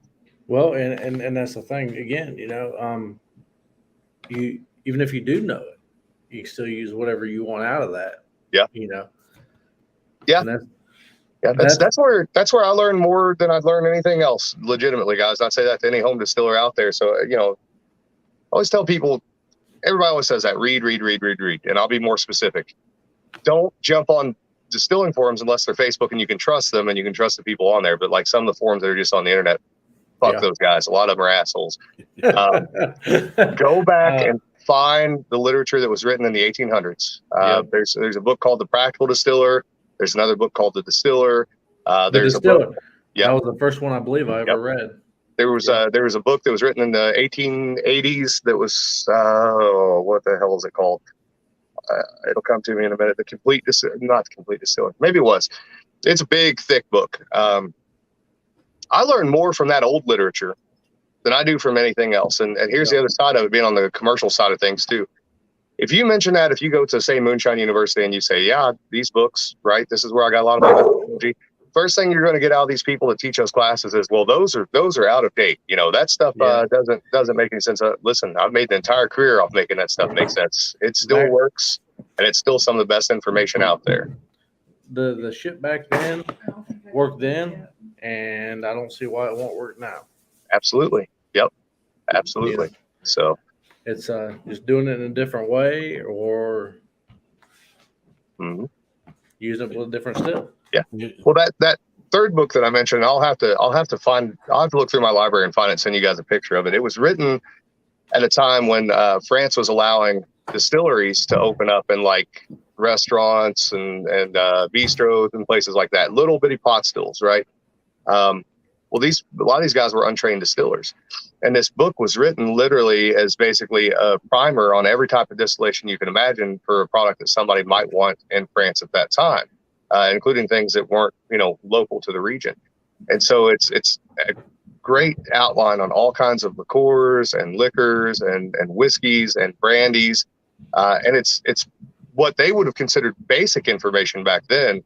But to us nowadays, because we're so dumbed down by, you've seen the guys say, don't bring science into it and all that shit. Listen, you're at some point in your family, somebody knew the science or you wouldn't be fucking doing what you're doing. That book has so much information for being basic at that time. It's absolutely insane. And there's some great, for example, there's 3 or 4 absinthe recipes in there.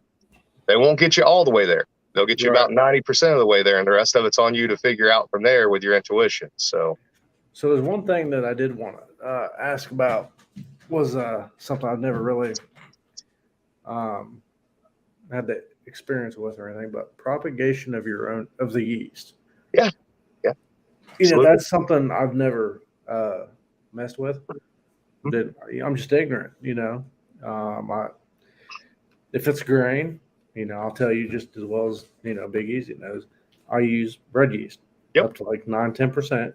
Works all right for me. But how does that work? I mean, Well, What I'll say first is there ain't nothing wrong with bread yeast. The house yeast that we currently propagate at the distillery, because we use 2 different yeast strains for each batch. We basically divide our fermentation into 2 600-gallon batches split by 24 hours. That house yeast that we propagate ourselves, that started off as Fleischmann's bread yeast because it retains that grain flavor. So I love Fleischmann's. Absolutely. But so propagating your own yeast is super simple. Now you can make it as complicated as you want to, but I tend to stick to a lot of the old practical distilling things. And that was something that every old distiller did. Distiller had what was called a donut jug that carried with them to and from work every day. And it's a copper jug with a stopper on it that you propagate your yeast in. You carry it home with you every day when you went home. You brought it back in with you the next day to pitch yeast out of, to get it back up and going again, filled it, took it home, took care of it. And then you'd have a secondary one that was a backup one. And what you do is you get the yeast up and going for about 24 hours. You close the drain cock off. You throw a chain on the handle, drop it down in a well or a lake somewhere where it's going to be cold and no oxygen gets to it. And if your distillery burns down or whatever happens, you've still got that yeast strain on hand. It's not hard to do. And instead of going through all of the process for, let's say, a liquid yeast, I'll give you guys the simplest possible way to do this. And people think it's crazy when they hear it. There's still a lot of traditional Norwegian brewers that do this, and I use this method a lot. The easiest way to propagate yeast, go out and find you let's say, a foot long, 2-inch round log off of a peach tree or an apple tree, strip the bark off of it, drill a bunch of holes in it, put a string on it. Once you pitch your yeast, throw that log in there and let it set for 24 hours. Pull that log back out, hang it up somewhere dry and out of the sun and cool. Next time you get ready to pitch yeast, throw that log in there, let it set for 24 hours. It'll take right back off because that yeast has infected that log. No shit. Yeah, the interesting thing about yeast is, so people always worry about mutating, changing flavors. It can do that, but it doesn't happen as quickly as what a lot of people think it does. So as long as that yeast is in a very similar environment, a repeatable environment, right, where the temperatures are pretty well close to the same, the nutrient situation's close to the same, they don't mutate fast at all. They mutate very slowly, to the extent that the house yeast that we're propagating at French Lick, we're literally dipping back. There's one backup sample that we've not gotten back into. We're literally pulling back out of the ferment every day and saving our yeast back. We've been doing that now for over 2.5 years, and we're not noticing any noticeable changes whatsoever. The quality, the aroma, the flavor, any of that kind of stuff. As far as capturing your own yeast, that's incredibly easy too. I've captured yeast from old distilleries all over southern Indiana. Like I said, yeast likes to infect wood. And when you bring in an alcohol tolerant yeast into an environment, it tends to outcompete all the other organisms within that environment because it's so efficient at actually breaking everything down. There's a lot of wild yeast won't take something to being completely dry. It'll die out before it gets there. So if you go to a place where there was a distillery 100 years ago, right? And there's I've done this with buildings. I've done it with old wooden fermentation barrels. I've even done it off apple trees around old distilleries. What I'll do is I'll make a normal mash, and it can be a sugar shine mash or it can be an all grain mash. After I make it, I'll sterilize it. So I'll take it up to 212 for 15, 20 minutes, make sure everything in there is completely dead. Put it into a sterilized mason jar, put your piece of cheesecloth on top of it, take it and put it where you suspect there's some yeast at, let it set for 24 hours, come back and look at it and see if it's bubbling. If it's bubbling, take that sample, split it in half, put half of it in another sterilized mason jar, cap it off, put it in your refrigerator, let it go dormant. Let the other side set out on the counter at room temperature. Watch and see how fast it works through that sugar. And if it were as it works through that sugar, does it work through all the sugar? Does the mash taste good? Does it smell good? If it tastes good and it smells good and it finishes, you probably got a good alcohol tolerant yeast strain that you can keep going, either with that log method or by recollecting every time that you pitch and keeping the liquid yeast alive. But that keeping the liquid yeast alive gets to be a pain in the ass real quick. Yeah. The other way that you can do it is you can actually take depending on the strain, if it's a bottom fermenting strain, you can take some of your grains out of the bottom of your fermenter, take those and dry them down and break them up, basically grind them up. Now you've got a powdered yeast, a very primitive powdered yeast. You say take them and grind them up? Yep, dry them down like in a dehydrator at a very low setting, like at 95 degrees, because that won't kill the yeast. And then I just throw them in like a coffee grinder and hit them real quick and pulse them a couple times. And now you've got powdered yeast on hand. It's not as pure as like the powdered yeast you buy, obviously, but it's the same strain. Right. So Huh. That's fucking crazy. So the first time I've ever messed with even a natural yeast setting in was Louise over here. He went and got some grape skins. What are you gonna tell him the story, man? There's a winery up by me that me and the wife go to, and started talking to the guy, and I'm like, hey man, I want to experiment with spent grapes, Yeah. like kind of like grappa, but not really made like grappa. Right. So I called it hillbilly grappa, and word. Yeah, and I took him up some empty 55-gallon, plastic food grade barrels, and he calls me up about a week later, like, "Hey man, I filled up those barrels for you." And I'm like, "Cool, man." I'm expecting just a little bit, and I get there, and there's 2 55-gallon barrels packed full of some rosé grapes that he had half pressed, and some white grapes that he pressed, and I'm like, damn. Right. So I get them home and I start breaking it down and I'm filling it up with water. And before I know it, I've got 400 gallons of hillbilly grappa going. And I'm like, man, what the hell do I do with all this? Like, I'm going to be running that 50-gallon still forever. And, luckily Sean made a deal for a triple digit. We made that shit disappear, but it was cool to, I dumped all my sugar in and I was going to come back later and It was so cool, man. Pitched some yeast and I popped it open, man, and it's just fermenting like crazy. Yeah. He texted me. He's like, dude, this shit's fucking working. I'm like, okay. He's like, I didn't add no yeast. Yeah. It was just all those grapes, yeah. And it was distinct. It was different, It yeast definitely it's everywhere. So as long as the pH is good, you're likely going to get a good strain that'll take off. Now it can be sometimes natural fermentations can be a little hard to control, but I'll tell you that's still the method for a lot of traditional production, especially in cognac. They're not adding yeast to those grapes in cognac. They're using the yeast that's on the grapes. Yeah. Same thing here in Southern Indiana for the most part with the apples. They were using the yeast that was on those apples to get up and going. And here's a cool experiment I'll tell you guys about. I'll jump off here in a few minutes. I don't want to talk to everybody to death. I wish I had documented this, and I might do this again. If you guys ever want me to come on the show again, I'll be happy to. But fuck yes. A couple years ago, so like I mentioned, I love small stills, right? I absolutely love them. Even if I'm only going to get like a pint of liquor off something, right? If it's an experiment, it's worthwhile. It's cool. It's fun to do. So a couple years ago, I would just take a couple 5-gallon buckets and I just make simple sugar shine, right? That's all it was. Just 1 pound of grain, 1 pound of sugar. And it was all just straight corn and no yeast. So what I would do is I'd go to different places I thought would be interesting. So the prerequisites were that it had to be a place where I could get potentially some raw material, like if I wanted to throw some botanicals in or something like that, something from the local environment that I could play off of. There had to be a stream there where I could run the condenser off of as well, right? And the goal was to go there, go a couple weeks ahead of time, take 2 or 3 5-gallon buckets, get the sugar shine in there, leave them open, and let them get fermented, let them get yeast started naturally, right? Or just get yeast out of the water that was already there that I was using for the sugar shine. Come back and then distill that stuff, right? And see how that yeast was affecting it in these different environments.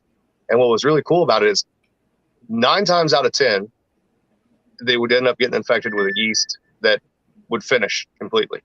1 time out of 10, it might not finish completely, but you'd have all kinds of crazy fucking flavors in there that you would never expect to have in a sugar shine like that. And honestly, the ones that didn't ferment as well tended to have the better flavor profiles to them. But I thought that was a fun little experiment. And it's something, if you've got a place where you can, if you got places you can go where you can be safe about doing that, and you're just taking a little 2, 3, 4, 5-gallon still, whatever. It's a fun experiment to run, and just as a hobby thing, it's a lot of fun to do. So there's an old French saying that you take the still to the material, not the material to the still. And I think that those examples are, they're worthwhile.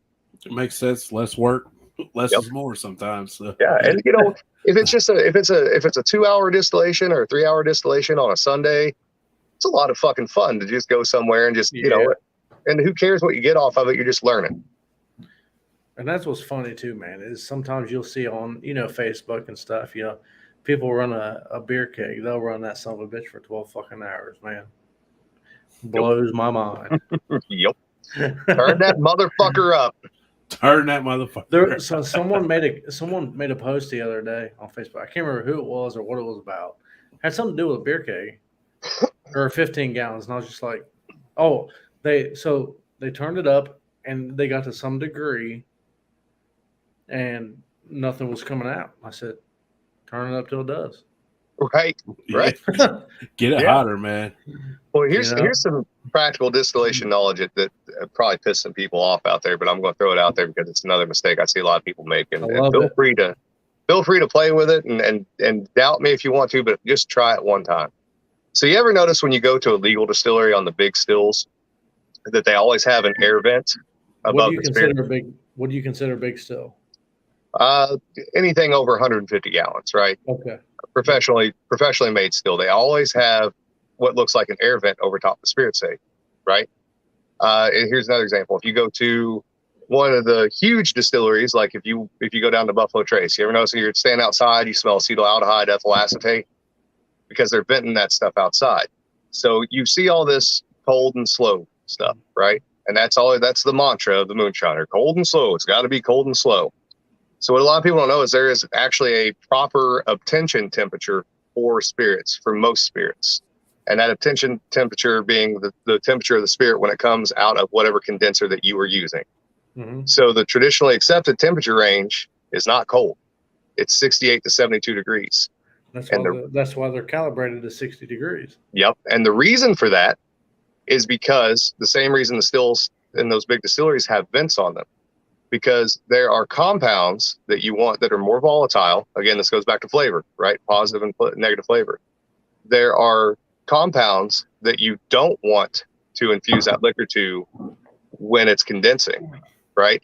Even if you're running your still properly at home with a worm condenser, you should be able to put your hand down there and feel a little bit of air pressure coming off the very beginning when you first start distilling, if you're properly venting those things. And if you can hit that, and it's not easy to do at home all the time, if you can hit that 68 degree mark on that liquor, you'll blow off a lot of that shit that you don't want to infuse into that liquor. And that's one of those things that people don't think about. It's one of the things that doesn't occur to them because they always hear and they constantly read and they constantly repeat it, slow and cold, right? You want it as cold as it can be. Not necessarily. Yeah, that's why when a buddy of mine I actually just built a still for, he's got a he's a 5-gallon bucket. He's like, well, I got 6-7 gallon or bags of ice for his bucket. I said, man, you want water in there, but I couldn't at the time. I couldn't tell him why, because I've heard you talk and a bunch of other people talk that are smarter than me. That you want water in it. You don't want nothing but ice because it can't cover the whole. Right. Yeah. So. Yep. Yeah, that's an easy one to work around and figure out. And if you try it, you'll see a difference. So a lot of people think, for example, that rye is spicy, like black pepper spicy. It's really not. You can get a lot more out of it. But the two mistakes that people make with rye that makes it spicy are using the wrong yeast strain. First of all, and not properly running the still in such a way that obtention temperature is being met and you're volatilizing some of that spicy shit that you don't want in there. When we run rye at work, for example, if I switch over to a high rye bourbon or a rye whiskey, I run that still entirely differently than I do if we're doing the 4-grain. I run that still hot and I run it fast because I want that stuff to vent. And you'll hear that little air vent. It very rarely does it do it, but if you're running that still right when you're running rye on my still at work, it'll whistle just a little bit before it starts. Just little light little whistle, almost like it's singing to you in the background. And it's almost unnoticeable if you don't know what you're listening to. So, man, that's the beauty of this, man. See, there's people watching this going, this dumb motherfucker doesn't know what the fuck he's talking about, right? I'm gonna get the hate mail now. And there's people watching that are like, man, you know what? That's a great idea, man. I'm gonna give that a shot. See, there's always both sides of the fence. You're always gonna have your people like, that's a dumb son of a bitch, and you're gonna have your people that are like, man, then you're gonna have that's knowledge that I want, and I'm gonna use that. So then I'll give all the hopeful craft distillers another piece of information about the industry too, on both sides, the legal or the illicit side. And it's not a popular piece of information, but it's true. Sometimes sometimes this industry is as much about who you piss off as it is who you actually make happy. Because either way, they're still going to be talking about you, right? Yeah. Well, you know what's funny about that whole ordeal is if they're talking about you, that means either one, they envy you, or two, well, I guess either way, you're still in their head living rent free, so it don't fucking matter. Right. Absolutely. I was thinking the same thing. Absolutely. Well, Alan, man, we really do appreciate you being on our podcast, being our first guest. More than you know. We ran really long this time, but this was amazing. It was definitely worth it. I've learned so much just sitting here listening to you speak. And I can't wait to do it again. And like I said, man, I really appreciate you coming on and absolutely and letting us learn from your mistakes that you've made and passing along your info. And, and I think that's what this is really about. This is about all of us helping each other from, your big time, true master distillers. Cause I know, that's what Sean refers to you as is the real only master distiller he knows. I'm a fucking masturbator, but no master distiller. No, well, there's two master distillers I know. One of them is you, and the other one is the guy I was talking about earlier. Him and his son live in the backwoods of Kentucky. And, just for me to sit here and listen to you speak and pick your brain, I'm honored. So, this has been a blast. So. I appreciate you guys having me on. I'm more than happy to come on some other time down the road when you want to have me on. And so I will tell you, I was looking forward to this because the one thing that I don't ever want to lose sight of is the fact that at heart, I am a home distiller. That's where I came from. That's what I am. That no matter whatever success comes along and I still identify with that. And I like talking to home distillers because they're passionate and they fucking care. Right. Well, you don't forget where you come from. And that's what a lot of people don't realize. All these people, even that, like we were talking about earlier on the main show and this, they forget where they come from. And they get these big ass fucking heads. Yep. And all of a sudden it's like, but what they don't realize is 20 years down the road, all they're going to have to look back on is, well, I was on this Moonshiner show. Yep. Better if you're going to be on that show, grab that opportunity and run with it and turn it into fucking something. Is what I'll tell you. And don't let the corporation, and I won't say their name, don't let them fucking fleece you for everything you are and own who you end up being. And then if you can't get on, you got to carve out your own way. Yeah. Whether it's social media or, start building your distillery from the ground up. Sometimes you got to grind it out your own way. And, I think sometimes that the people that ground it out appreciate a little bit more than the people that it was just tossed in their lap and they didn't really, I don't want to say earn it, but you know what I'm saying? Yep. Right. Maybe one day I'll get my label. I wouldn't cross my fingers on that, but maybe one day. This September, Alan, will be 2 years from filming. Wow. I mean, that's I don't mean any disrespect to Sugarlands, but goddamn, come on. Right. Should have got the fucking pot. Yep. Get on. Yeah, I was talking to I'll mention this before I jump off there. I was talking to Amanda Bryant the other day, and I'd never talked to her. She asked me a question. We ended up on a phone call, and I was talking to her about how long it takes for that stuff to come out and everything. And it's insane to me. And I'll say this too. I enjoyed talking to her. She is passionate about it. She likes what she's doing. She enjoys it. She asked some fucking pretty serious questions is what I'll say. I hope I get to meet her when we're down in Maggie Valley. She will be there. I figured she will, but you know how it is for how busy they get, and it's hard to get in and talk to someone. Alan, how long has it been since you've been to Maggie Valley? It's been a while since 3 or 4 years ago. Yeah. Yeah. Yeah. So, but yeah, that's what I was getting ready to tell Easy. I mean, she is Jimmy Jacks, going with Jimmy Jacks, and he's one of them guys. He knows what's going on, but he tries. He's kind of like you in the sense that he just don't. He don't get out there a whole lot. Don't play the game. Yeah. But he knows what he's doing, and I respect that. Jimmy Jacks. I'm happy that he's doing that for her. I enjoyed playing that game the little bit that I got to. A lot of the reasons for me not going to things like that have more to do with stayed at Popcorn Sutton Jam, and Pam invited us down, and that was awesome. That was fucking great. We were going to do the Hell's Half Acre thing, and then fucking the sheriff's department. Or the yeah. sheriff. Well, there was a certain TV star that the sheriff's department didn't have any problem with our black powder pistols and us doing the Hell's Half Acre thing. There was a certain TV star who's friends with Pam Sutton that had a problem with it, and he can kiss both sides of my fucking ass.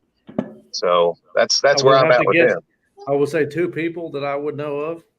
Yep. 1 or 2 people. Yep. One of those 2 people is a pretty nice guy from what I can tell, and the other one's an asshole. So, but Tyler Wood and I have talked about maybe going to some of those things in the near future. You might see us show up to one of them at some point. So, well, damn it, if you plan on going, you better let me know so I can show up. I will. I absolutely will, and a lot of that depends on Tyler, and if he wants to go, and he's got stuff to say to people too. So yeah, and well, your distillery, how late is that open during the day? Because I was talking to Easy not too long ago about maybe swinging over there sometime. Yeah, so the best time to catch me, legitimately, guys, and if you come in on a weekend, that's fine. Just let me know, and I'll set off some time. I've laid off of working Saturdays so much because for the first 4 years I was there, 60, 70, 80 hours a week a lot of times. And so now working on the spring mill thing and stuff, I'm not there on the weekends a whole lot. The best time to catch me is through the weekday, and about 10 o'clock in the morning, because there's a little period around 10 o'clock in the morning where I've kind of got my shit together. And as long as ain't nothing fucking broken, I've got a little time there where I can hang out and do an hour tour and that kind of stuff. And even if shit's breaking, I'll just run back and forth. You just have to follow me. Shit. We're going over here and look at the fucking thing I don't know how to fix right now. So I wanted to say before I jump off here, guys, too, for anybody who has any distilling questions, please, obviously I'm doing this video series, One Piece at a Time Distilling Institute on YouTube and Facebook and Instagram. Reach out to me at bishopshomegrown@gmail.com or in the YouTube comments on my channel. And I'll be glad to answer your question to the best of my ability. And also check out spiritsofFrenchlick.com. And then if you're into distilling history and stuff like that, and you want to know anything about the Black Forest of Southern Indiana, I do maintain a blog. I haven't written on there for a while, but alchemistcabinet.wordpress.com. And then our podcast, Distillers Talk, which is catered specifically to distillers, both legal and illicit. We try to bring on great guests on there that run on both sides of the law. Not often on the illicit side anymore, although I'd like to get more of them. But you get a lot of good information on there. Hell yeah. So good shit. All right, guys. Well, I sure appreciate you having me, and we'll catch up with y'all soon. Thanks for coming, Alan. You have a great night. Yes, sir. Yeah. Shine on, everybody. Absolutely, guys. Thank you. And